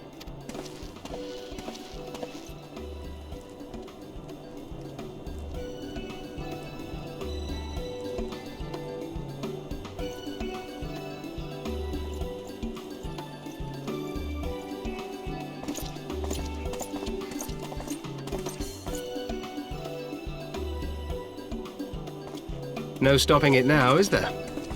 We should inform Y'shtola and the others.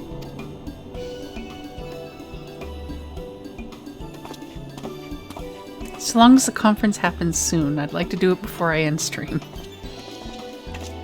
My dear friend, I doubt I will ever be able to thank you enough. But when the conference is successfully concluded, I damn well mean to try.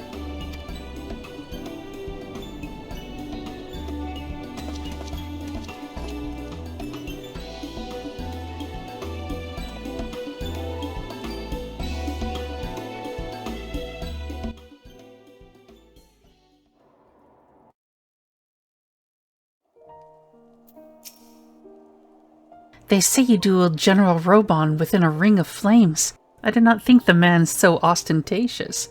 Would that I could have seen it. After we parted ways in Matoya's cave, I returned here to speak with Tataru. We agreed to tell the others only that our search for Minfilia has reached an impasse. I subsequently learned that you had left to Falcon's Nest, but I thought it best to keep myself for a time. I am wont to rely on you overmuch when we are together, and I needed to rethink, to reflect. I still do, I suspect, but matters here seem to be coming to a head. In short, there are some things I feel I must say, though nothing so urgent that it cannot wait until after the conference. So let us make for Falcon's Nest and see if Lord Artoel is in need of our assistance.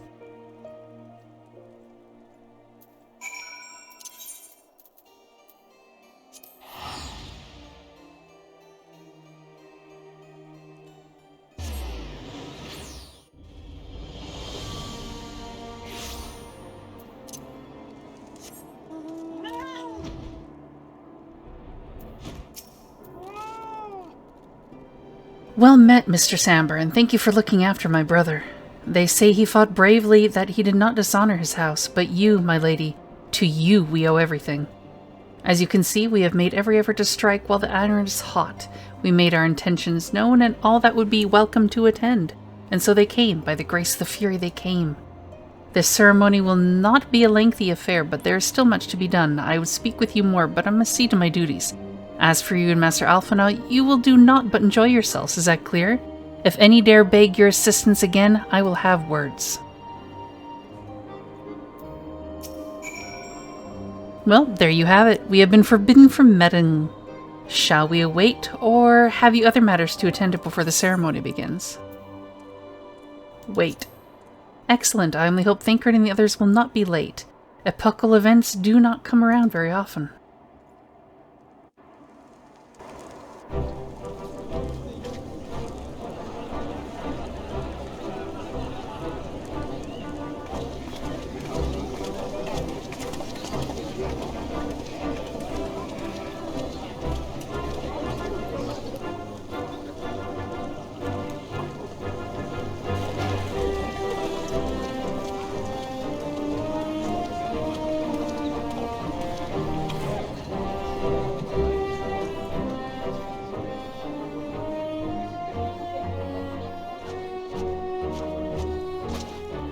The appointed hour approaches. Aye.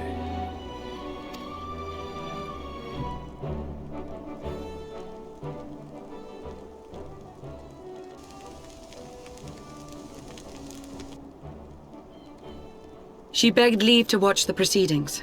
I saw no reason not to grant it.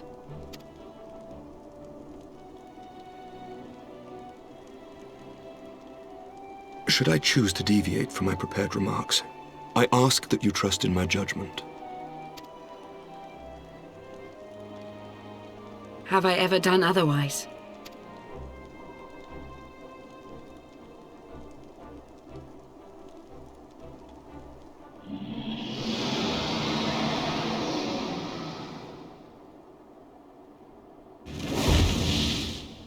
Look!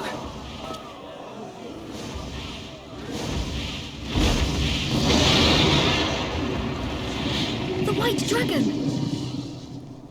Ah, how long it hath been since our peoples met thus, children of Thordan, even by our reckoning. Vidofnir, daughter of Hraesvelgr, we give thanks for your visit, and bid you welcome to Falcon's Nest. Our sire bade us hearken unto the whispers of our hearts. They spoke to us of a paradise lost, of bonds of brotherhood which they yearn to see restored. Ours too yearn for such a restoration, and they have guided us here this day, that they might yearn no longer.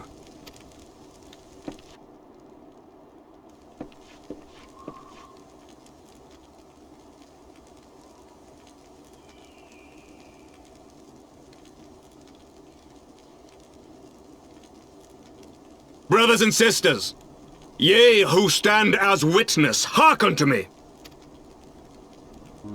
Since the days of Eld, when the bonds betwixt man and dragon were sundered by our hand, our peoples have known only war. Bloodshed without end, losses beyond counting, and still we fought. And still we fought.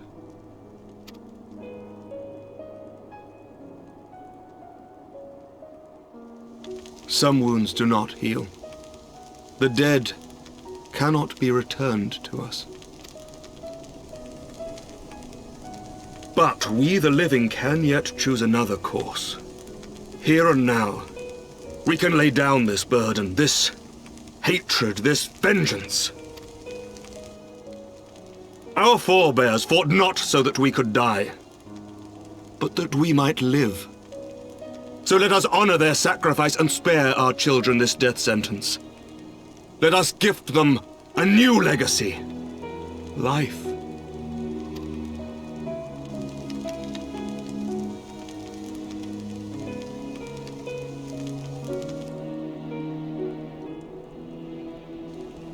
Betwixt our peoples yawneth a divide deeper than the deepest abyss, wider than the widest sea. Generations will live and die ere this divide is bridged. Knowing this, doth thy heart yet yearn for peace, son of Thordan? Look now on the legacy we would leave to our children. A dream of peace, inscribed in stone for generations to come.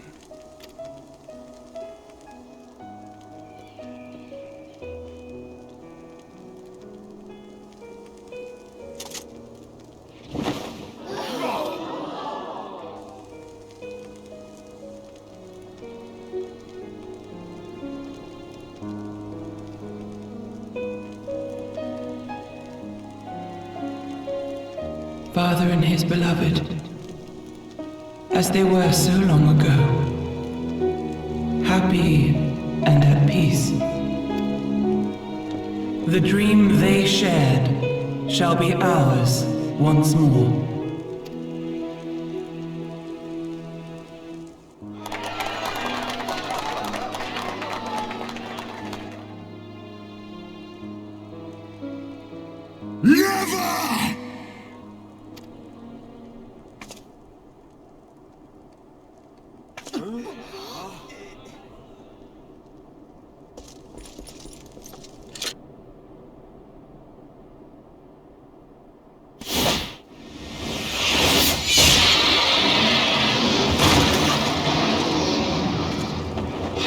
Your bow!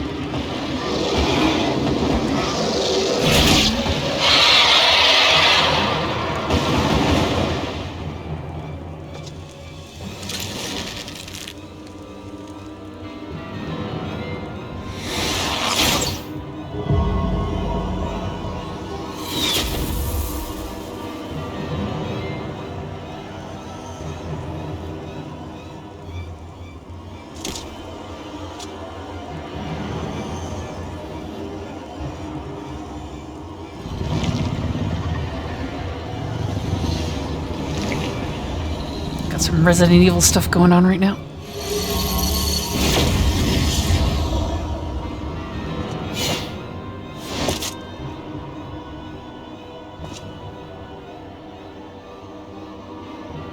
Child of Dravania, art thou grown so forgetful that thou wouldst forsake kith and kin and consort with the spawn of Thornton?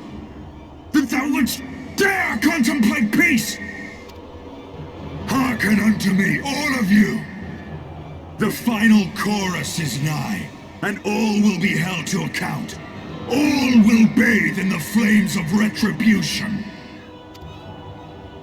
Till the coming of that day, look you on your sins and despair, for none shall escape my wrath. None shall escape my revenge! 7 hells.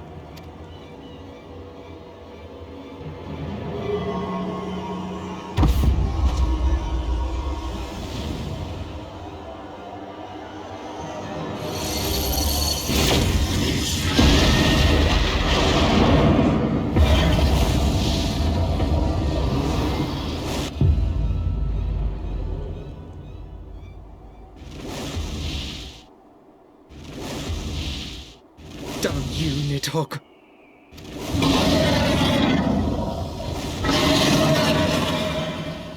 The thing is, he could have flamed everyone here, but he chose not to because he wants the fear to spread. Hells, take that worm! While he lives, we'll never know peace. Aye! There'll be no end to this war till Nidhogg is dead and gone! So let's kill the bastard and be done with it! Death to Nidhogg! Death to Nidhogg! Death to Nidhogg! Death to Nidhogg! Death to Nidhogg! Death to Nidhogg! Death to Nidhogg! Death to Nidhogg! Death to Nidhogg!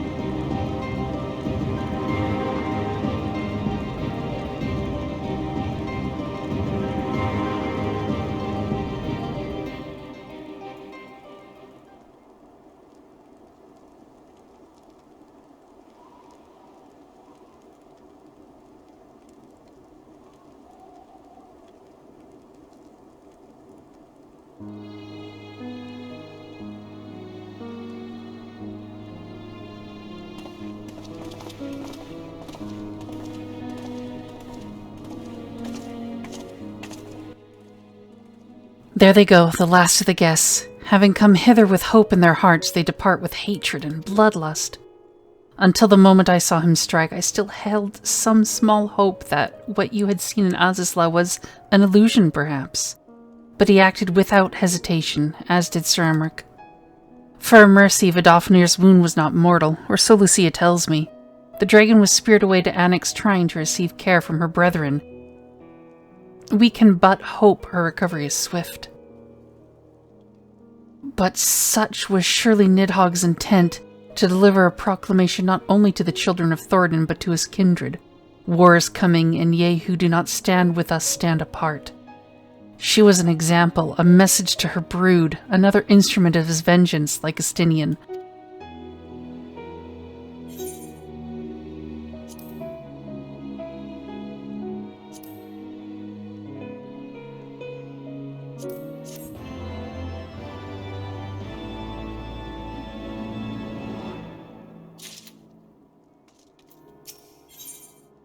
Causes and costs. Alphino knows at last what he must do.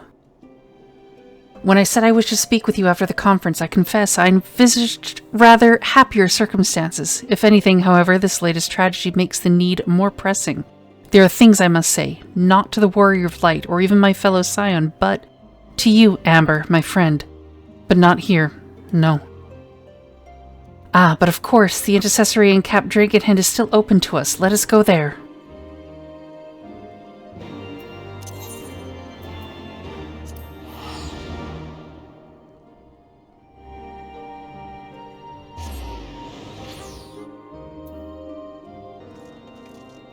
And with that, we do have an ending.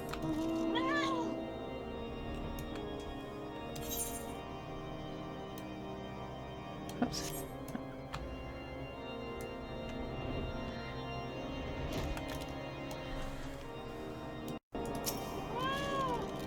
Greetings, madame. Shall I show you inside? Yep.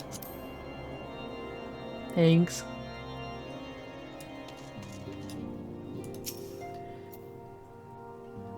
As long as Alphino doesn't offer me anything to drink, we'll be fine.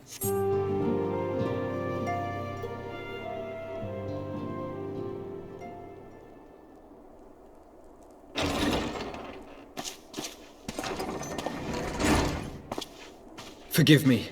That took longer than expected.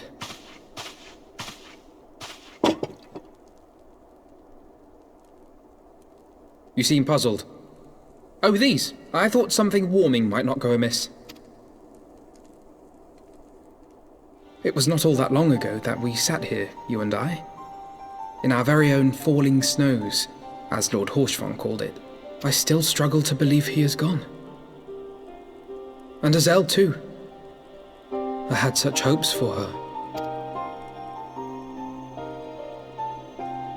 Master Matoya asked me what it was all for. Why we fight, and why we die.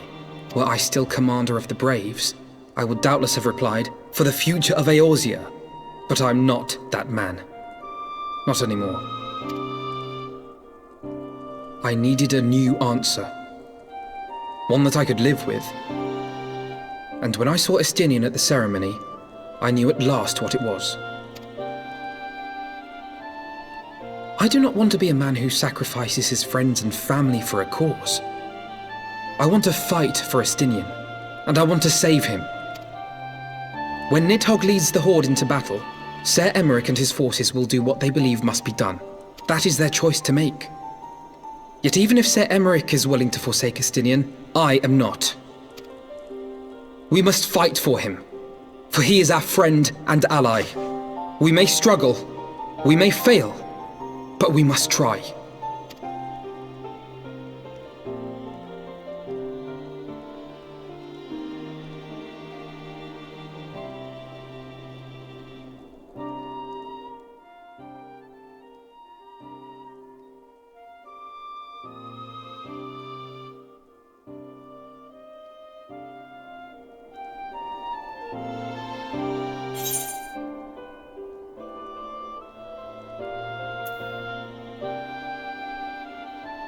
To aid those in need.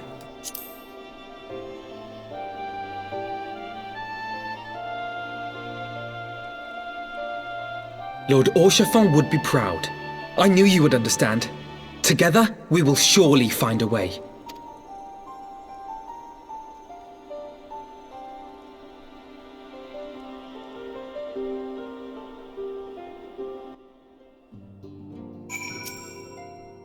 Thank you, Amber. It is unfair for me to burden myself in this matter. Time after time, but I am glad that you permit me nonetheless. You are my true friend and ally. Though not all of our fellow Scions will support our stance on Estinian, I have faith that we will win them over in due course. Such is the infectious power of hope. Right, that is quite enough solemn introspection for one day. I think we would both benefit from some time in the company of Tataru. She stays for us at Four Tom's Manor. Let us not keep her waiting any longer.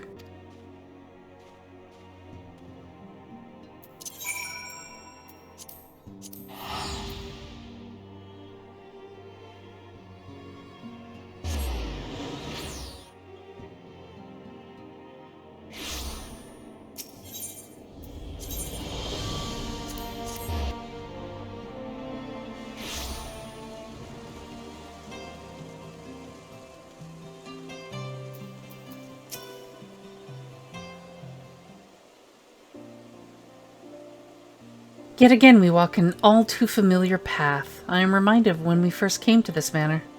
Lost and uncertain, we were granted succor in our hour of need. We were saved, and now it is our turn to return the favor. Here, here, let no one say that the Scions do not repay their debts. After all, what sort of people would we be if we forsook our friends, if we stopped looking for Yida and Papalimo, or if we gave up hope of bringing Minfilia back? Though she knew it would cost her dearly, Minfilia reached out to us to deliver a message.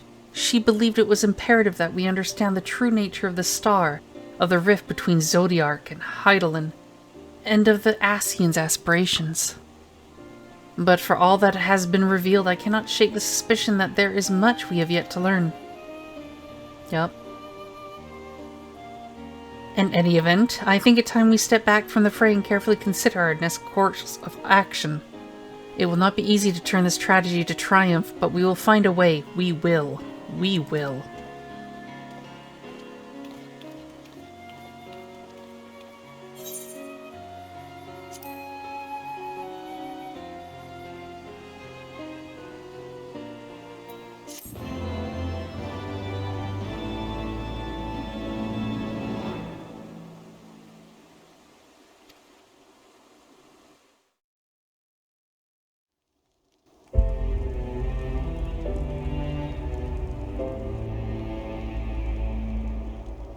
Of all the ways for it to end.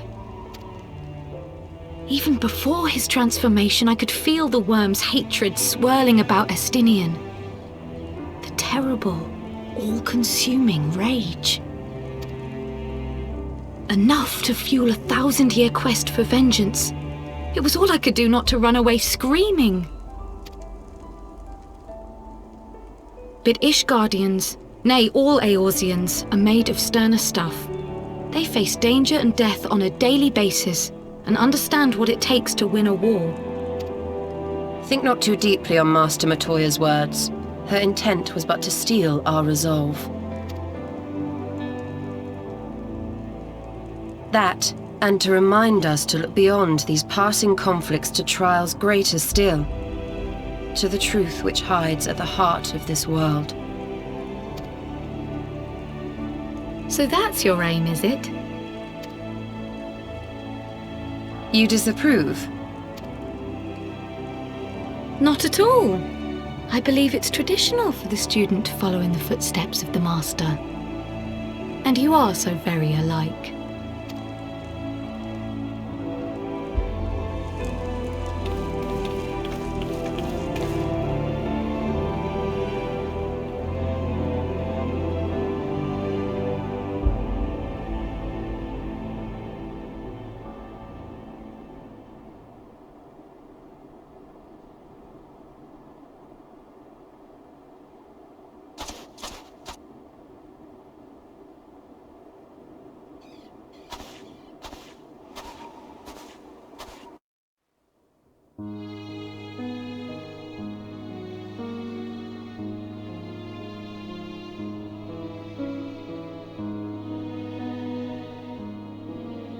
Change. That great inexorable wave was upon us, and soon all of Ishgard would bend to its will.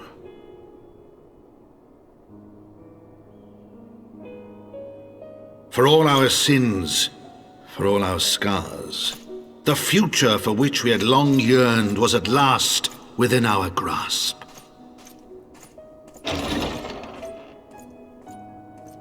But it would be bought at a heavy price. For in those twilight hours did Nidhogg cry out for vengeance, and his brethren raise their voices for the final chorus of the Dragon Song War. From the memoirs of Count Edmond de Fortemps, Heavensward, The Gears of Change.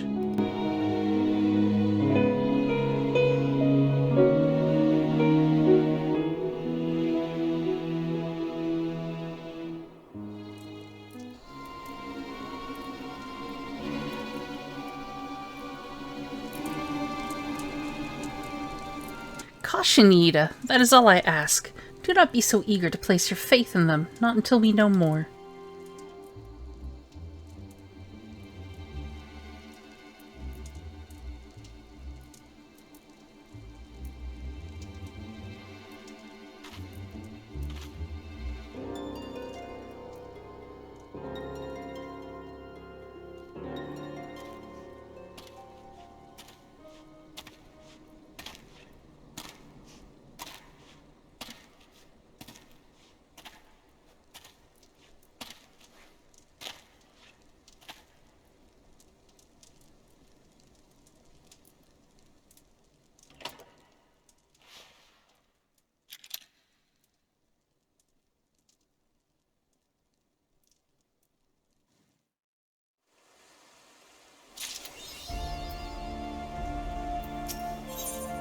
The Man Within.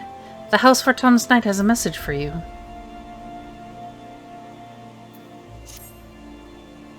Ah, Mistress Amber. It is well that you are here. You are wanted within. I believe Master Alphinaud wishes a word with you? Let me in, let me in.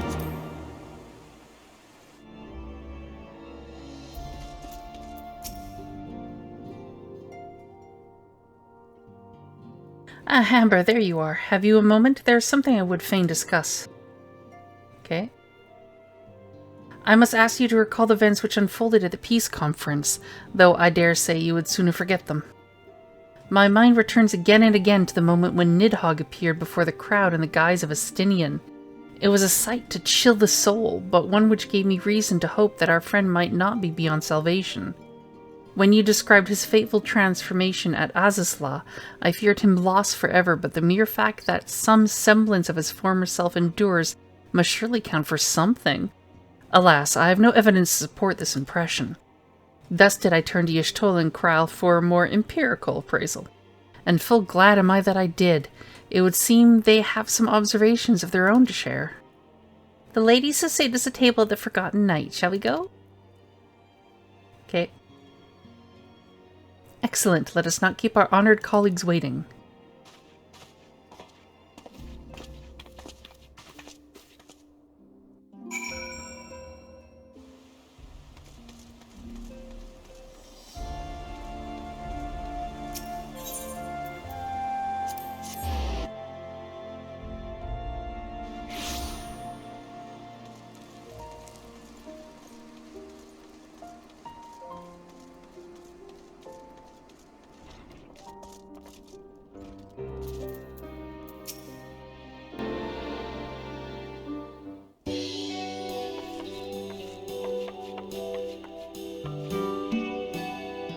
We have kept you waiting over long, I fear. Not to worry, Alphinaud. We had some rather fine mulled wine to keep us company. Truth be told, you could have delayed your arrival a few moments more.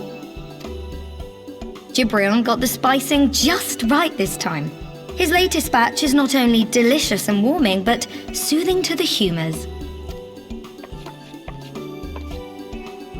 Indeed. But 'twas not to soothe our humours that we gathered here. Ah, no, quite right. The matter of that poor dragoon. You have discovered something. A means to save him? Let us not jump to conclusions, shall we? Assess the facts presented, then make an educated analysis, as you were taught. Pray, cast your mind back to the moment of Estinian's transformation. Do you recall how you described it to us? You spoke of the sudden pangs which racked his body when he took up both of Nidhogg's eyes, and of how his form was twisted thereafter into a shadowy semblance of the great worm. When he appeared at Falcon's Nest, the worm's eyes were fused to his mail. Would that only his armor had been corrupted. Snaking forth from the eyes, I descried dark tendrils which entangled his very being. His ether has been all but smothered. Then he is lost to us forever? What did I just say about jumping to conclusions? Y'shtola clearly stated all but smothered. As I later discovered, her impression matched my own. Though Nidhogg's presence filled my mind's eye, beneath his seething aura, I sensed the merest hint of something else.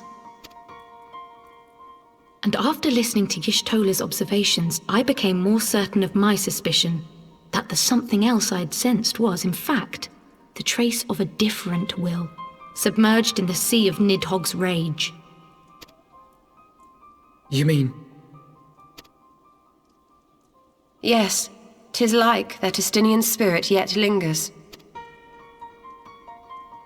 Can we not wrest him from Nidhogg's grasp, then? Tear the eyes from the armor? We know not if that would serve to separate Worm's soul from man's. None have ever attempted such a feat.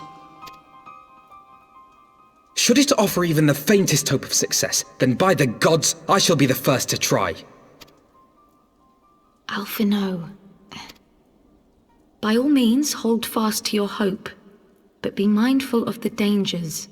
Even should you succeed in excising the eyes from the Dragoon's mail, we have no way of knowing if your friend's soul would survive so violent a separation. And that is to say nothing of the possibility that his would-be savior might become Nidhogg's next host. But what other choice remains to us? Should the opportunity present itself, I will tear those foul orbs from Estinian's armor and trust in the resilience of his soul, even at the risk of mine own. Okay. Ah! I found you at last!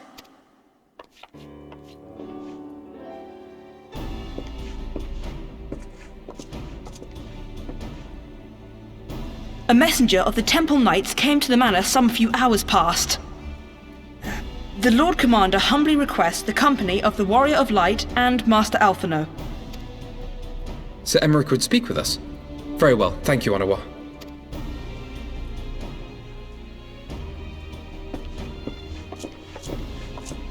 'Twould seem duty calls. Pray see to yours, and we shall return to ours. Thank you, Y'shtola, Kryl. Your words have given me hope where there was none. Come then, Sir Emeric awaits.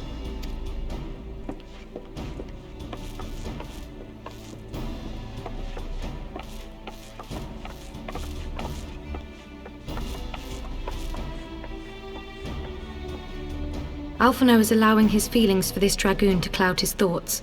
I worry he may do something rash. Keep an eye on him, would you? Okay.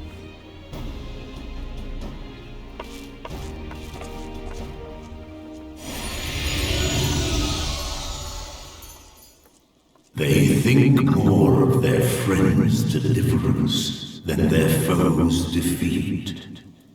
But will history commend their fealty or condemn their folly?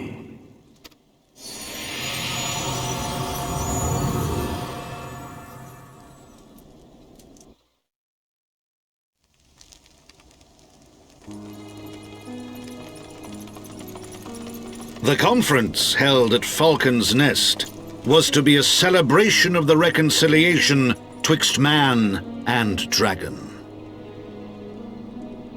But the lingering shade of Nidhogg, clad in the flesh of the Azure Dragoon, did mark the occasion by spilling the blood of his own kind.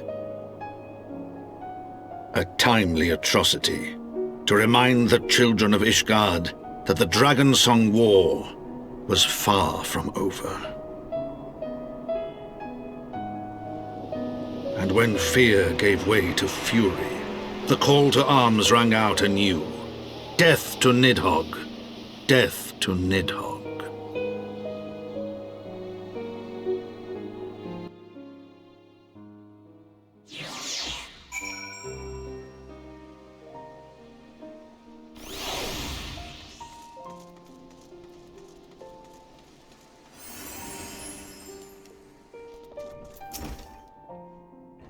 What news has Sir Emric to share with us, I wonder?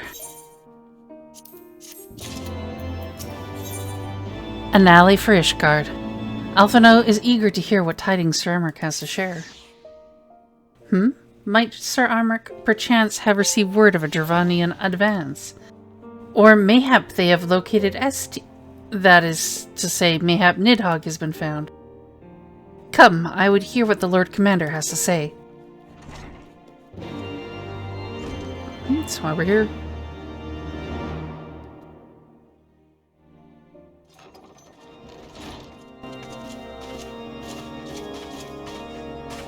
My friends, I thank you for coming. You have had news of Nidhogg? Alas not. Our scouts range far and wide, but they have as yet found no trace of the Great Worm. We dispatched an elite unit of dragoons to reconnoiter the churning mists, but even they returned empty-handed. A pity. Fear not, Alphino. We shall see the worm again soon enough. His words at Falcon's Nest attest to that. Indeed, he is like to come sooner than we would wish. I assume Ishgard's defenses are being bolstered as we speak? With all haste. I mean to call upon every able-bodied warrior at our disposal, from the Knights of the Four Houses to the men and women of the Watch. But I did not summon you to discuss strategy. What then would you have of us, my lord? I will speak plain. Now that Nidhogg is possessed of both of his eyes, no mortal force we can muster will repel him. That being the case, we must needs recruit an ally of equal strength.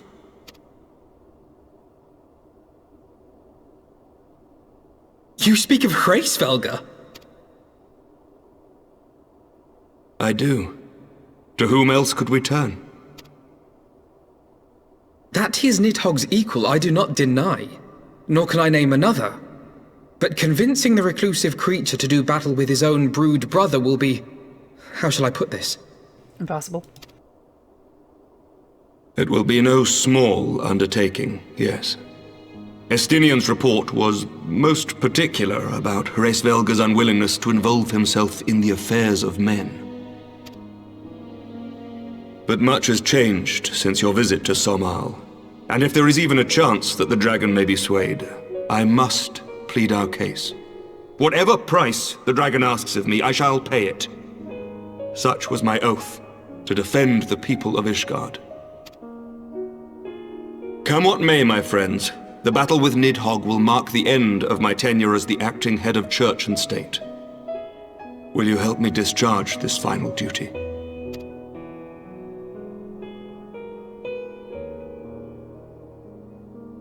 Yup. We will, my lord, though I fear our involvement offers no guarantee of success. Come then, we will depart at your leisure. Thank you. Both of you. The city is yours, First Commander. My lord, we shall pray for your swift return.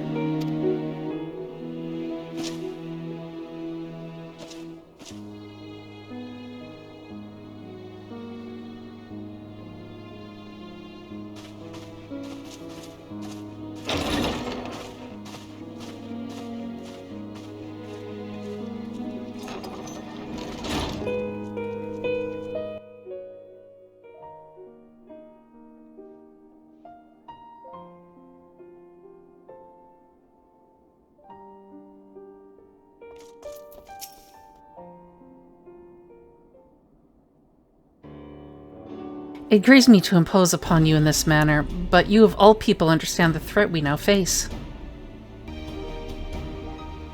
It is no imposition, Sir Emmerich. To Amber and I, Ishgard is as a second home.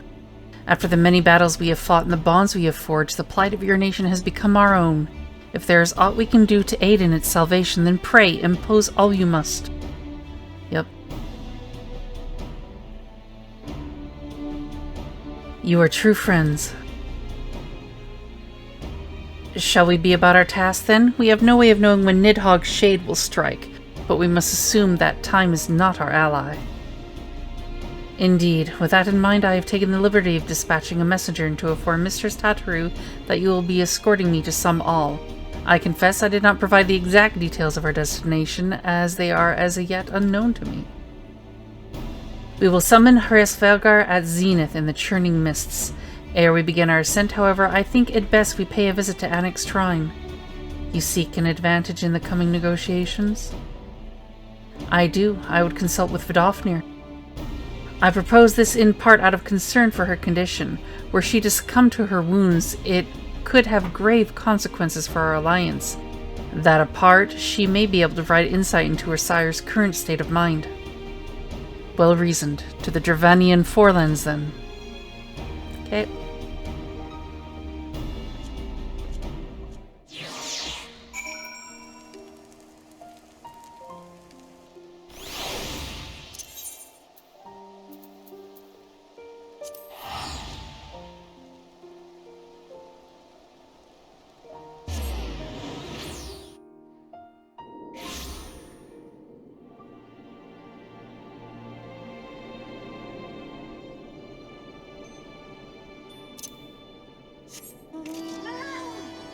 And the hole in the roof is that way.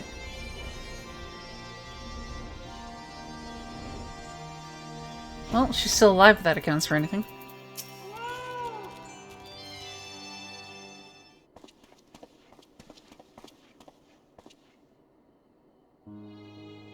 Ah, 'tis the warrior of warriors and her companions. What bringeth you to mine abode? Pray, forgive us for disturbing your recuperation, Vidofnir. I hope your wound does not pain you overmuch. Didst thou imagine me close to death? The thrust was deep, but not mortal. I will heal in time. Full glad am I to hear it.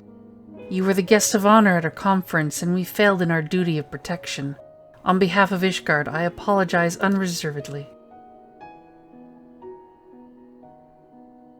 I am a dragon full grown, and thou thought to protect me, mortal? I was tempered by the fires of battle ere thy great-grandsire learned to crawl. Thy words do remind me of a knight whom I called friend some 1,000 years past. He swore to defend me from harm and hardship. Would that we could return to that era of peace when man and dragon knew such comradeship. But that our every effort to do so were not undone by ancient rancor. For a truth there can be no peace while Nidhogg's shade yet lingereth. That much is plain, yet we lack the strength to banish him. Thus do we make for some all to beseech the aid of your sire once more. Folly. Thou knowest as well as I know he will answer. Hraesvelgr's heart remains unchanged then. A pity. But if it is folly to hope, then I am content to die a fool.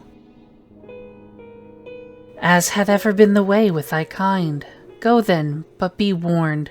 The shade's presence hath driven its minions to frenzy. Thank you, Vidofnir. We shall disturb your rest no longer.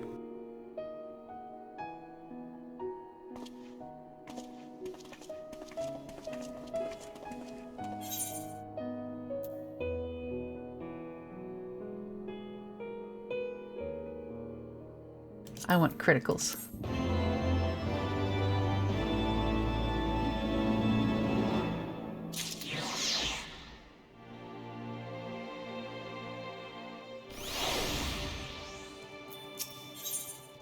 Winning over the worm. Alphino seems eager to press on. Though I expected no better answer from Vidofnir, I take little pleasure from having been proven right. 'Twould seem that our presence at Zenith will be every bit as unwelcome as I had anticipated. But what is the ire of one great worm to a trio of self-confessed fools such as ourselves? Let us begin our ascent. After you, Master Alphino. Scout ahead if you wish, Amber. We shall join you outside Mogholm.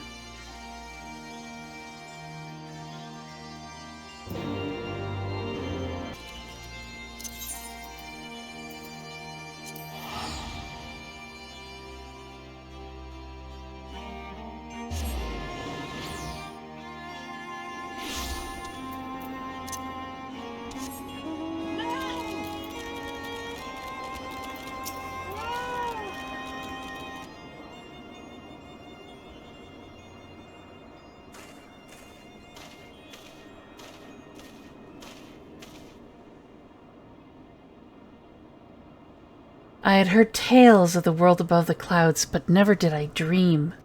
One's mind paints a pale picture of its majesty. Few live to see such wonders, and I am reminded of my first visit to this peak, when Estinian and Ysayle yet walked at our side.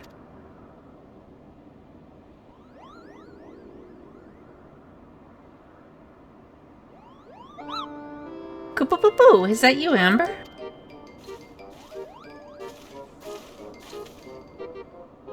Ah, if it isn't Don't tell me you've forgotten my name, Kupo, after all we've been through together.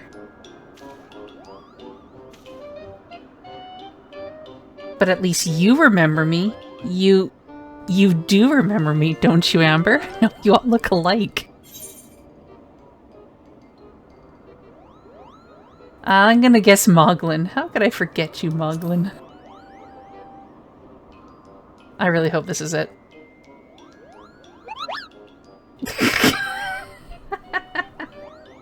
Oh, it was Moghan. Oh no. How could you mistake me for that overstuffed throne warmer? I'm Moghan, the courageous Moogle who guides you to Zenith, Kupo. But putting our shared history to one side, what brings you and your friends to Mogholm, Kupo?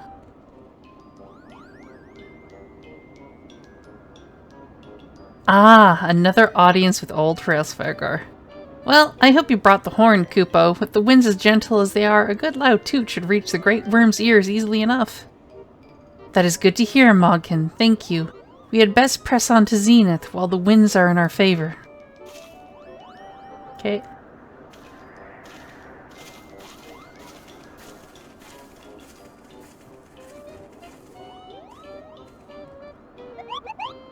Now that was unexpected, Kupo. Chieftain Moglin will want to hear about this.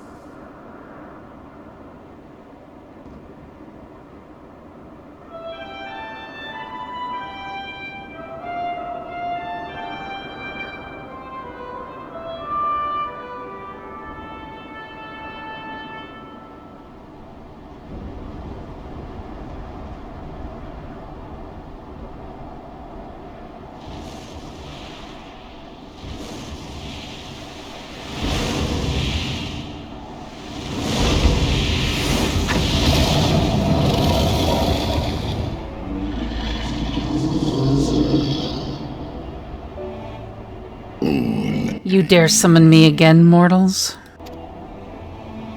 Great Hraesvelgr, 'tis not lightly that we beg this audience. Pray hearken to our words, for they concern the future of man and dragon both.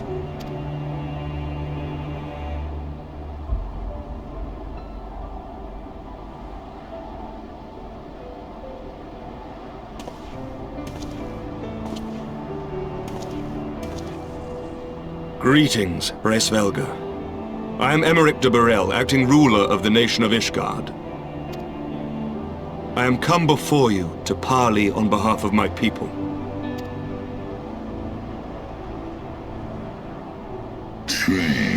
To parley? Thinkest thou thy purpose unclear to me? Thou art come to beg mine aid in the battle against the shade of my brood brother.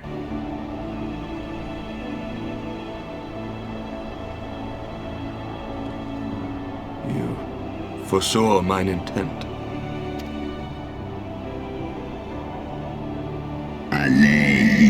I but read that which is writ plain in thine eyes. Would that thou had wit enough to scry the answer in mine. My beloved Shiva did once build a bridge twixt man and dragon, a bridge which thy treacherous forefathers saw fit to tear down, as thou well knowest.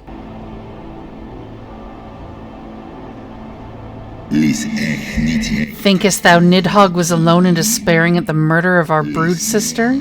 Thinkest thou mine own soul did not cry out for vengeance? Know then that upon that accursed day my heart did wither in my breast, and thy kind become unto me the harbingers of despair.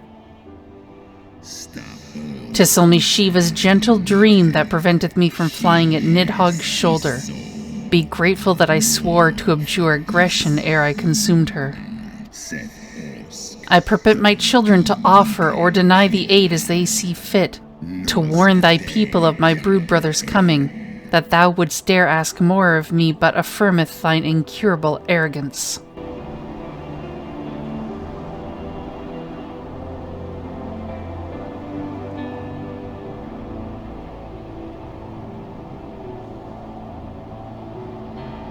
We understand that in your despair at man's betrayal, you seek only the refuge of solitude. But despite your protestations of spent faith, do you not still nurture the smallest flame of hope?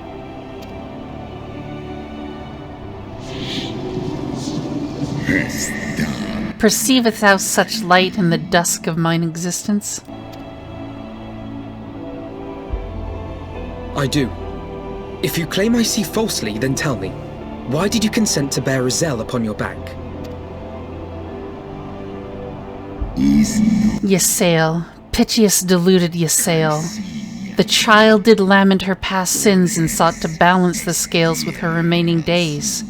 'Twas her unquenchable passion, so alike to that of my beloved, which did spur me into flight.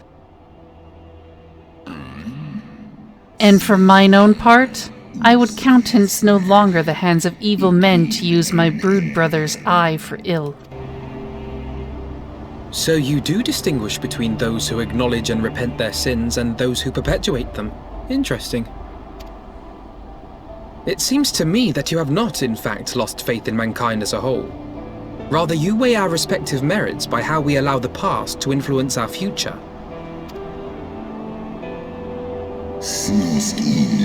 Spare me thine idle sophistry.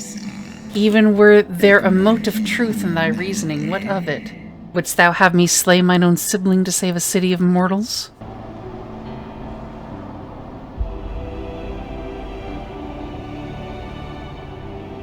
Should we suffer ties of blood to bind our hands, then? Nay, if the crime is one of unconscionable evil, we must needs condemn it, even should the transgressor be our closest kin. When my father corrupted himself and his followers with the power of a primal, I beseeched the warrior of light to slay him, an act alike to patricide. That he did not die by my hand matters little. If anything, it heaps greater disgrace upon my name. But had my father not fallen, he would have drawn countless thousands into a holy war of hellish proportions, which I hold the greater crime. Thus did I order his execution, sparing the lives of my people and yours. Alas, your brother Worm now prepares to murder those whom I sought to spare. What is more, he has taken my comrade's body for his own. But if I must slay my dearest friend to defeat my direst foe, I will not flinch from my duty. Thou wouldst strike down thy friend, and, by example of thy righteousness, persuade me to break mine oath and kill my kindred.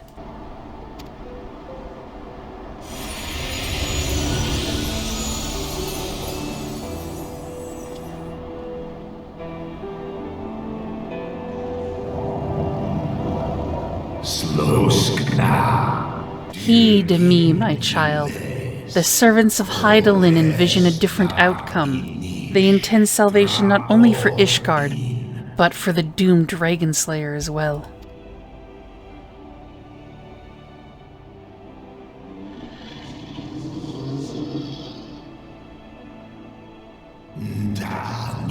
Believest thou this shade to be Nidhogg returned? It is not merely a manifestation of his vengeance, the shadow cast by thy brood brother's rage. I would not command thee, but ponder well thy course, lest it lead thee unto greater remorse. Help us save our... He doesn't care about our companion. Well, maybe he does.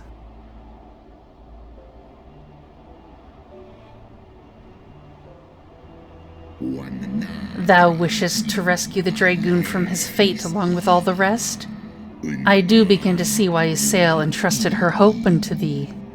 Thy purpose is pure, but so too is my brood brother's wrath, and 'tis that which lendeth him his all-surpassing might. Hast thou the strength of will to stand against so terrible a shadow, I wonder? 'Twould seem I must put thee and thy companions to the proof. I shall await thee in the ruins wherein Retatoskr once dwelled. Heed well the words of my children, and hasten thee to the place of thy trial.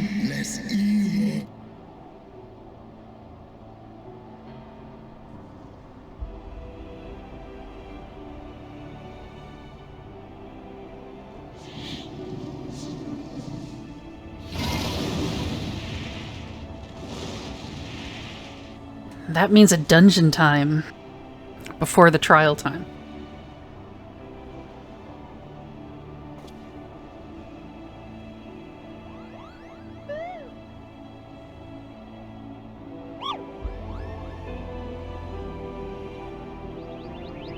Nosy Moogles.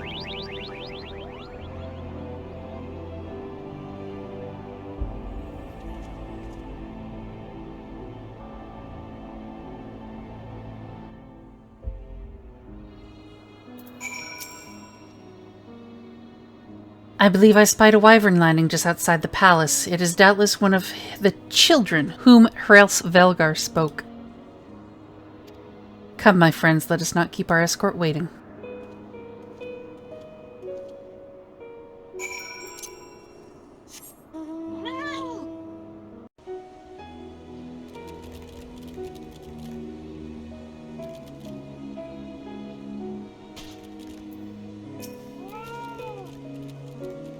My broodsmate and I will bear you to the place of your trial. Make your preparations. Dungeon, now available. This is the last dungeon before the big showdown.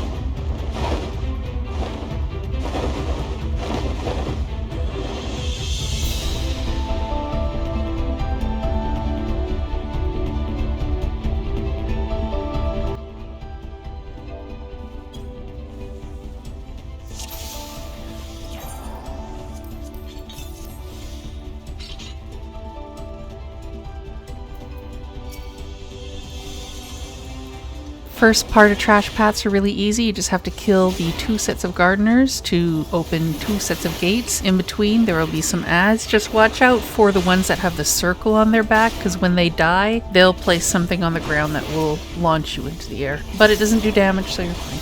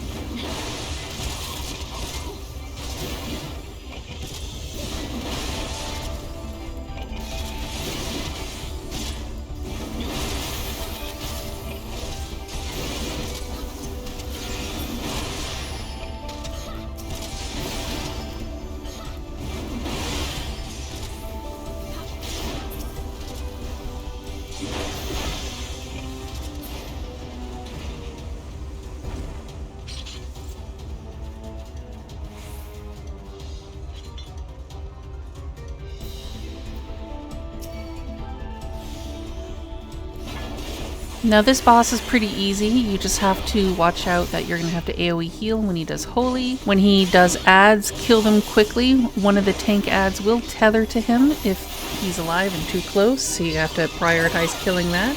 When they die, the boss will sporadically cast this purple circle on the ground. You have to make sure to knock with an AoE attack all of the Moogle bodies out of that, or they will revive. So other than that, it's pretty easy. Just gotta watch out for those.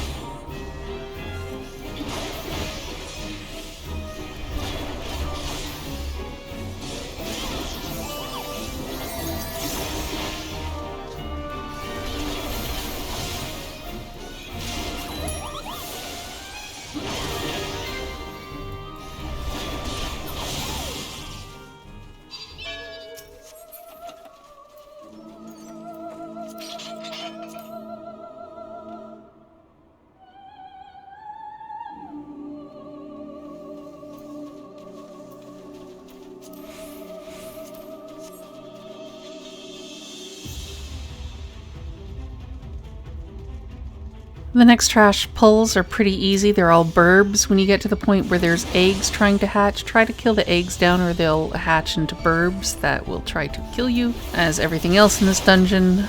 Other than that, just pull everything, heal up, and AoE, and enjoy watching your numbers go burr.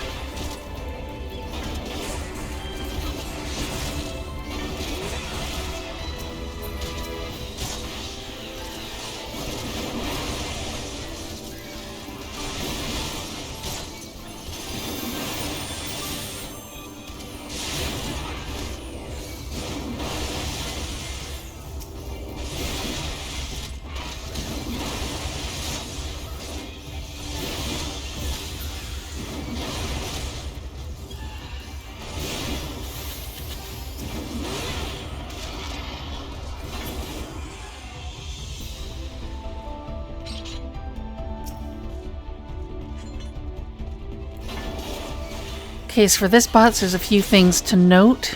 He will occasionally shoot lightning at somebody that will go through them and destroy anything behind them, and the walls can be destroyed. You do not want to destroy all the walls, because that will lead to ouchies later on. As you see right here, he fired a lightning bolt and it destroyed a wall, so that 2 sections of walls can no longer be used to hide against. Then he'll touch down, which will do damage, move away from that, and for this part, when he runs down the center, try to be toward a wall. If you stand in the electrified area, you're going to take ouchies. There's also going to be a time when he's going to put a marker on somebody's head.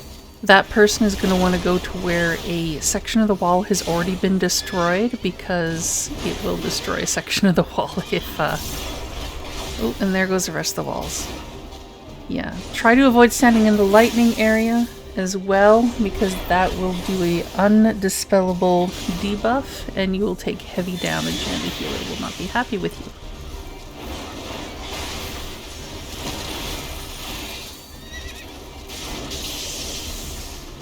And that's pretty much all that for it. If, like us, you have no walls, try to stand closer to the center to avoid being pushed back as far into the purple stuff, hopefully. Hopefully all your walls don't disappear like ours did. Enjoy!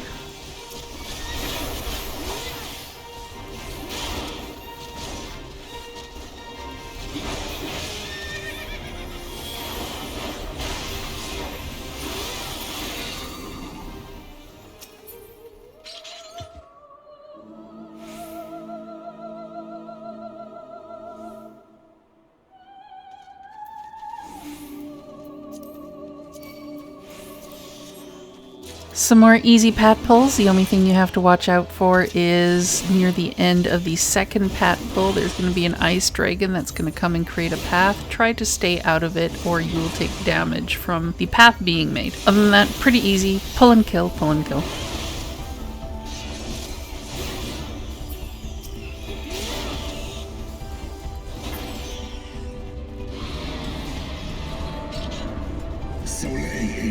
That was weathers my trial thus far, but I am not convinced. I will try thy limits.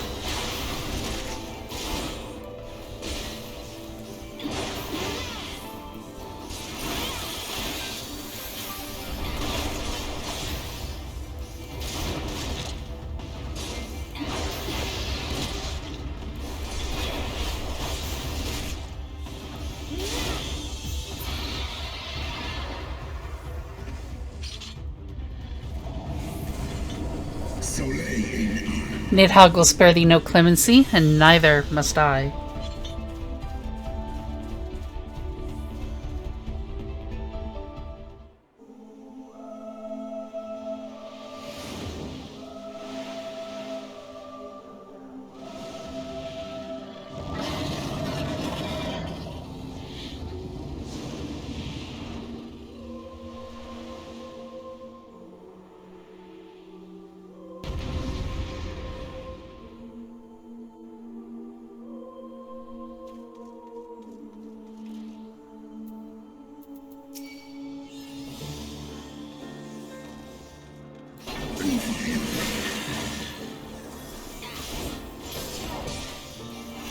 Now, Hraesvelgr has Wormclaw, which is a tank buster. Then he'll also have Hollowed Wings, where if you're looking at him, one of his wings will glow. That side of the arena is going to get blasted by an AoE. Make sure to move out of that. He will cast Holy Storm, which is party-wide damage.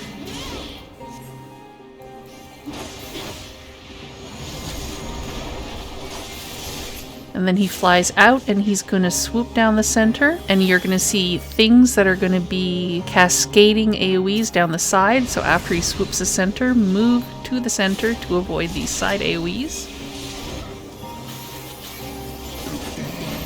He will do Akmorn. This is a stack. You're going to want to stay stacked as it will hit multiple times.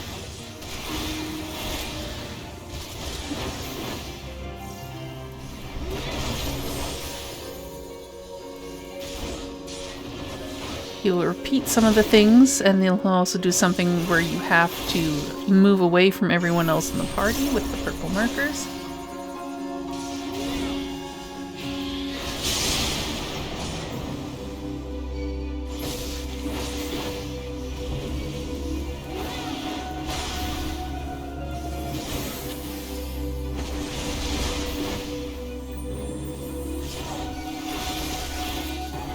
Diamond Storm, he's going to freeze the entire arena, and you have to dodge both his run down the center AoE attack, as well as he's going to place circle AoEs all over the area that you have to constantly slip out of to avoid. And other than that, it's pretty much all those things done over and over. Good luck.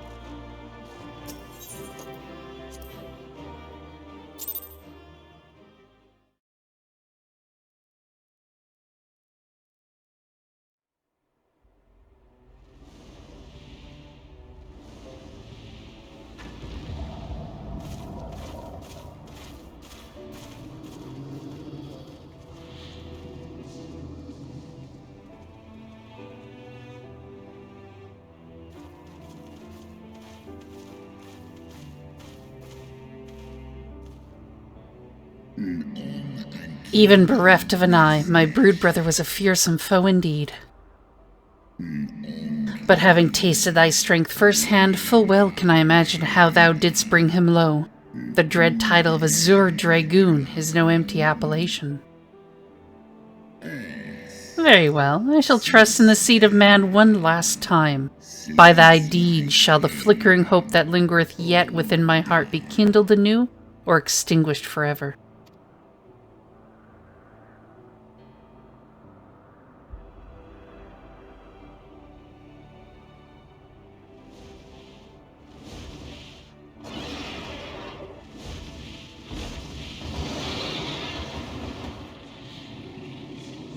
But Ofnir. That you yet stand as ready proof of your determination, mortals. Let us fight as allies then, and together banish my brood brother's vengeful shade. On my oath, the wrath that once was Nidhogg shall meet its end. This I swear on the memory of my beloved Shiva, and on the soul of lost Ysael.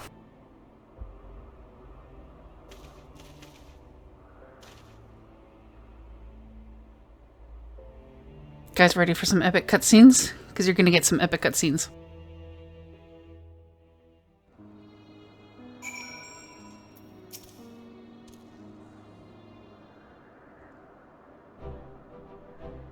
Oh, my poor ribs. That was a painful reminder of a great worm's might.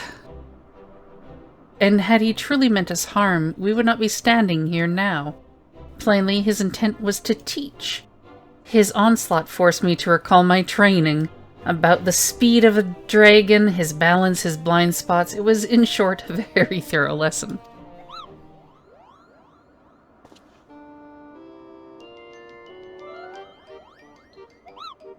Ow, Kupo! Amber, let me begin by congratulating you on the completion of your trial. For one with a name word befitting a jester, you fight with the savagery of a rabid demon. Do you see how my wings are kinked? Even my paw makes. After this drubbing, I fear my loyal subjects will have to bear the load of my personal chores for quite some time, Kupo. Possibly indefinitely. What? When I told you about Amber's trial, I didn't mean for the rest of us to suffer.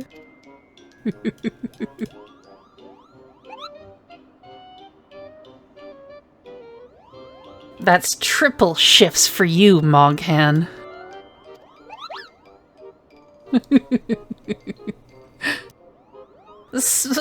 Triple? Oh, that's not fair. There's no justice, Kupo. None at all.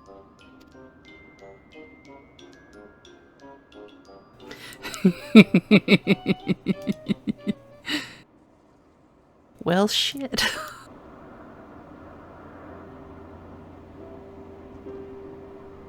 Our negotiations proved rather more strenuous than I had anticipated, but the results seem well worth the effort.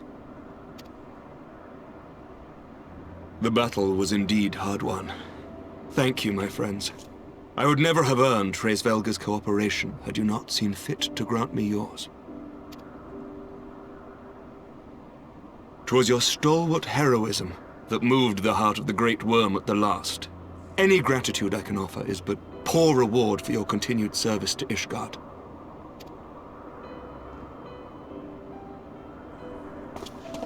'Twould seem our final reckoning with the dread worm is at hand. I only wish we had some inkling as to when he means to strike. How about now? Oh, gods.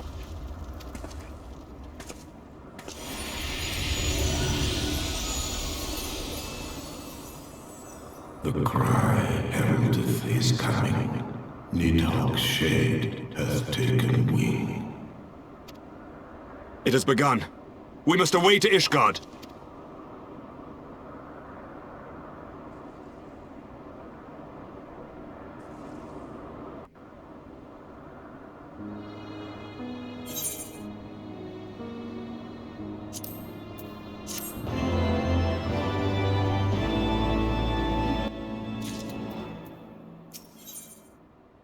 An end to the song. Amark is desperate to fly to Ishgard's defense. Ishgard will not last long against Nidhogg and his horde. We must away.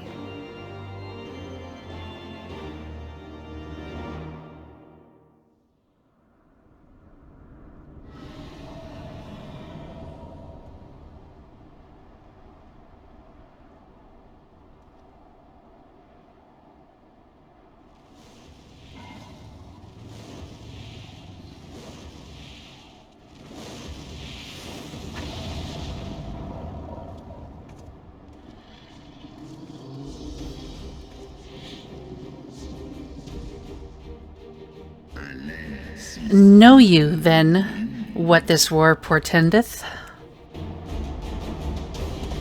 Aye. I must return to my city without delay. Then we shall lend you our wings.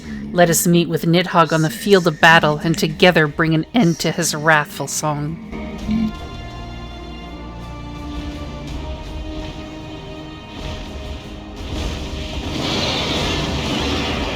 Why do they just have to roar when they land? It's like a dragon thing. It's like a superhero landing, but for dragons.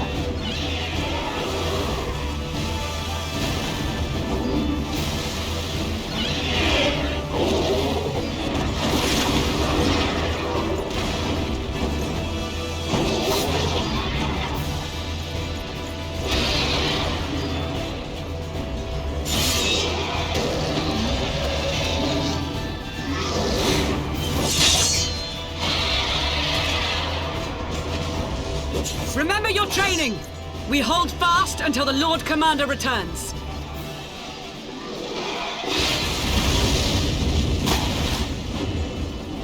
Ugh. We must hold.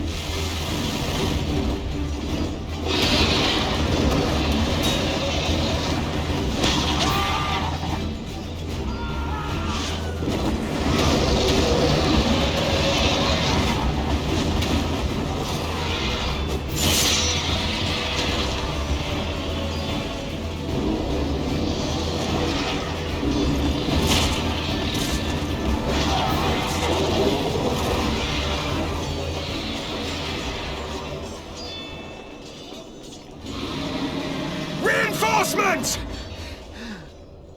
By the Fury, that one is the size of Nidhogg.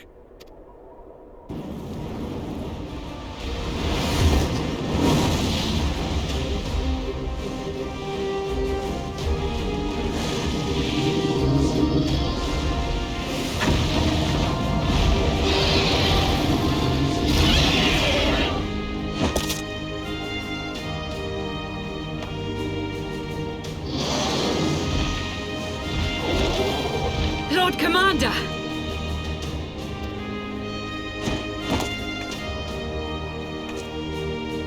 You are late, Warrior of Light.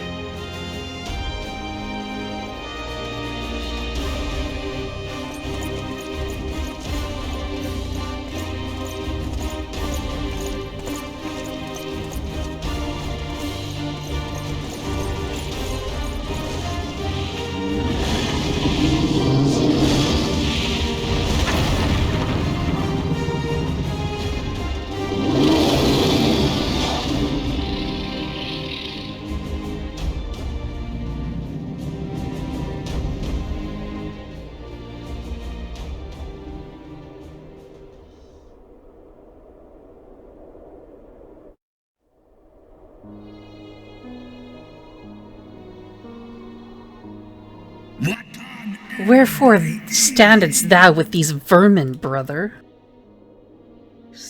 Abandon this war, shade.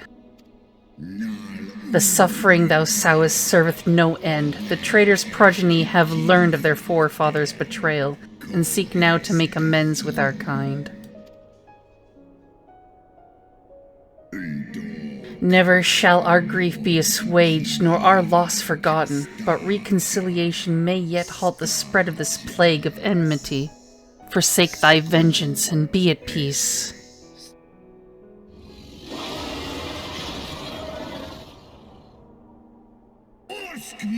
What soft-headed ramblings are these? Thy dalliance with that vile maid hath robbed thee of thy wits. Mayhap her cloying perfume hath made thee forget the stench of our brood sister's lifeblood.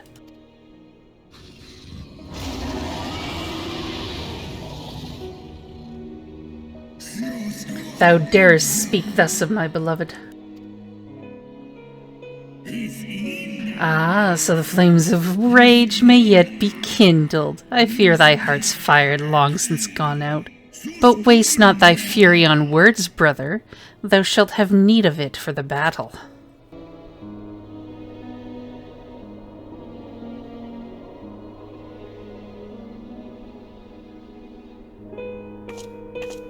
Yeah, I'm sitting this one out. Have fun.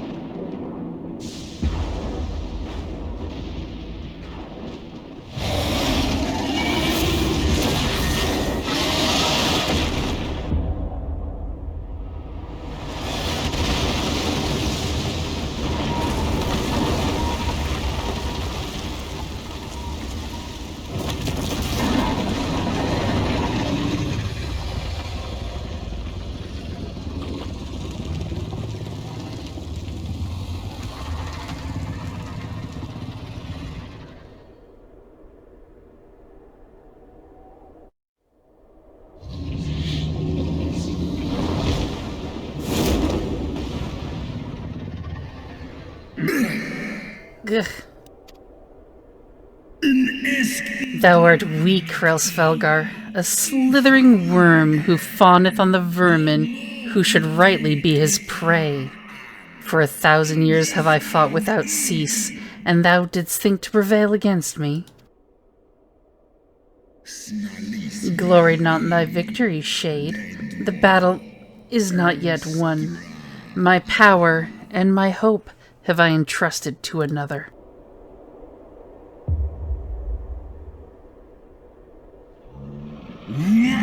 Thy 9. What hast thou done?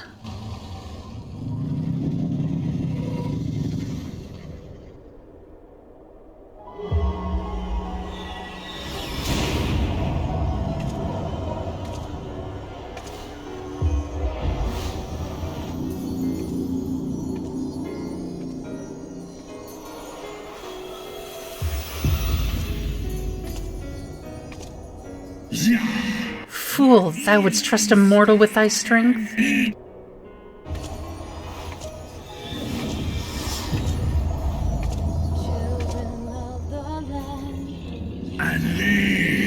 I know thee. 'Twas thou who didst intrude upon my lair and best the half of me. But now I am whole, and naught in creation shall deny me my vengeance.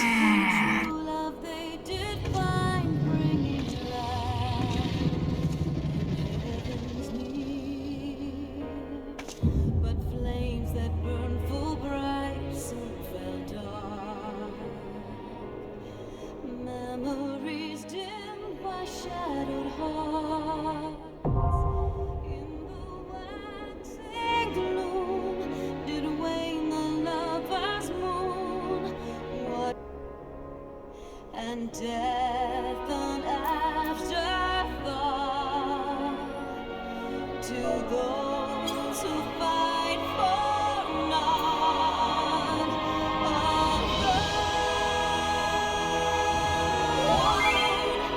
lying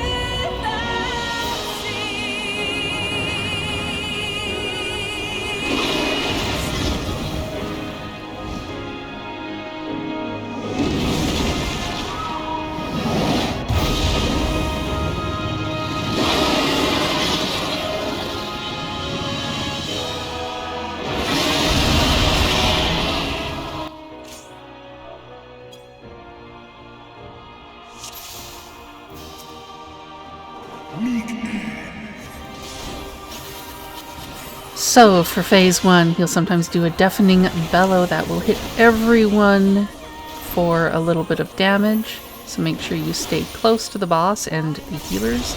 And he will also do something where he puts these circles underneath you. You need to move out for those. Those will do damage. He also do hot wing, so you have to stack on his body and avoid the sides.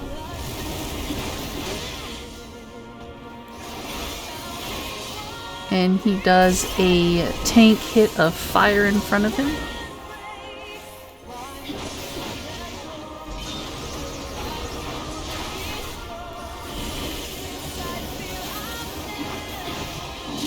After a time, he'll fly up, he'll do those circles under you, as well as go over half of the arena with fire, and then a touchdown. So stay away from the middle, as well as where he does the fire trail.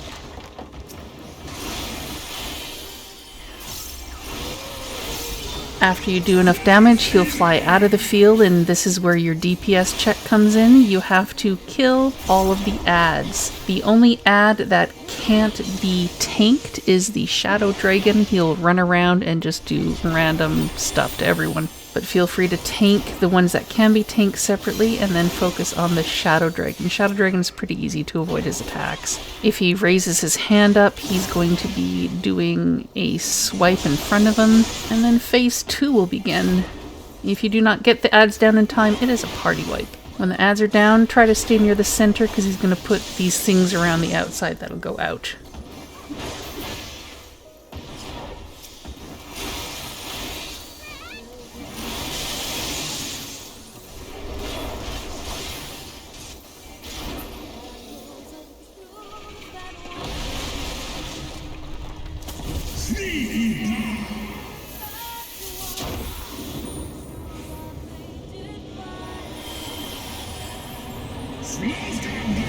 Champions of men, hearken to my fury. Thy final verse is sung.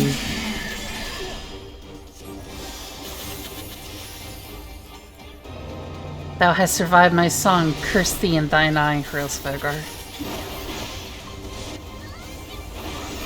First thing you need to look out for is a hard-hitting tank buster.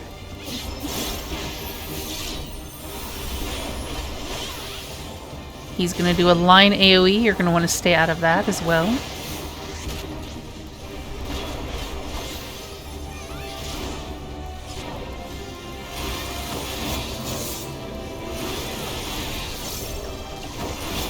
When you get a marker on you, want to put it towards the edges if you can. And as soon as it drops, you need to move out of that because it's going to make a debuff on you. And then he's going to do a bunch of line AoEs and you move out of those. At the same time, stay away from that proximity landing AoE he's going to do.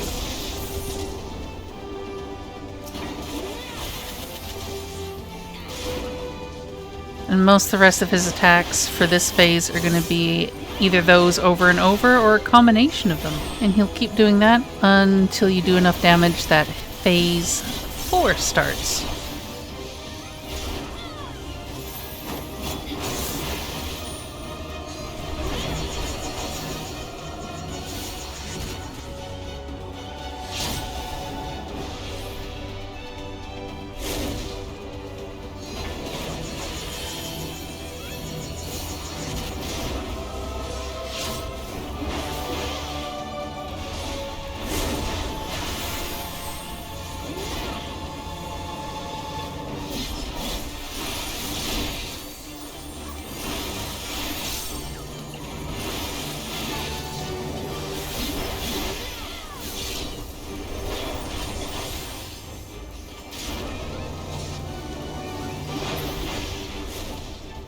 Phase 4 will start by him doing damage to absolutely everyone because he is a little pissed. He's going to be pretty much doing a lot of the mechanics from phase 1, so stay away from the things, the circles that open underneath you. Try to stay away from the side of the platform he's on. Enjoy the fact that he's glowing bright red because somebody unlocked the DLC for him. Stack marker, you're going to want to stay stacked because he's going to do it multiple times because, oh boy, is he super pissed at you.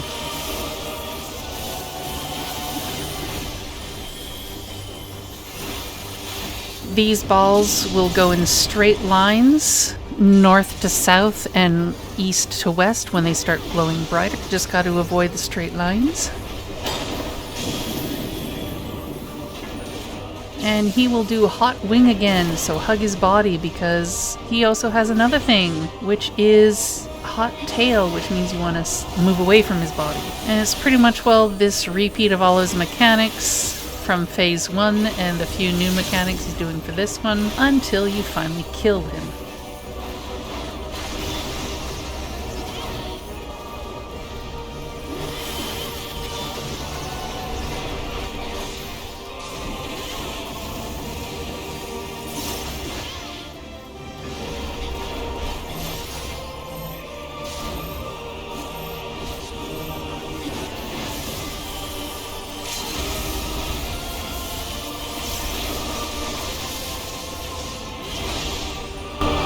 He looks cooler glowing, just saying.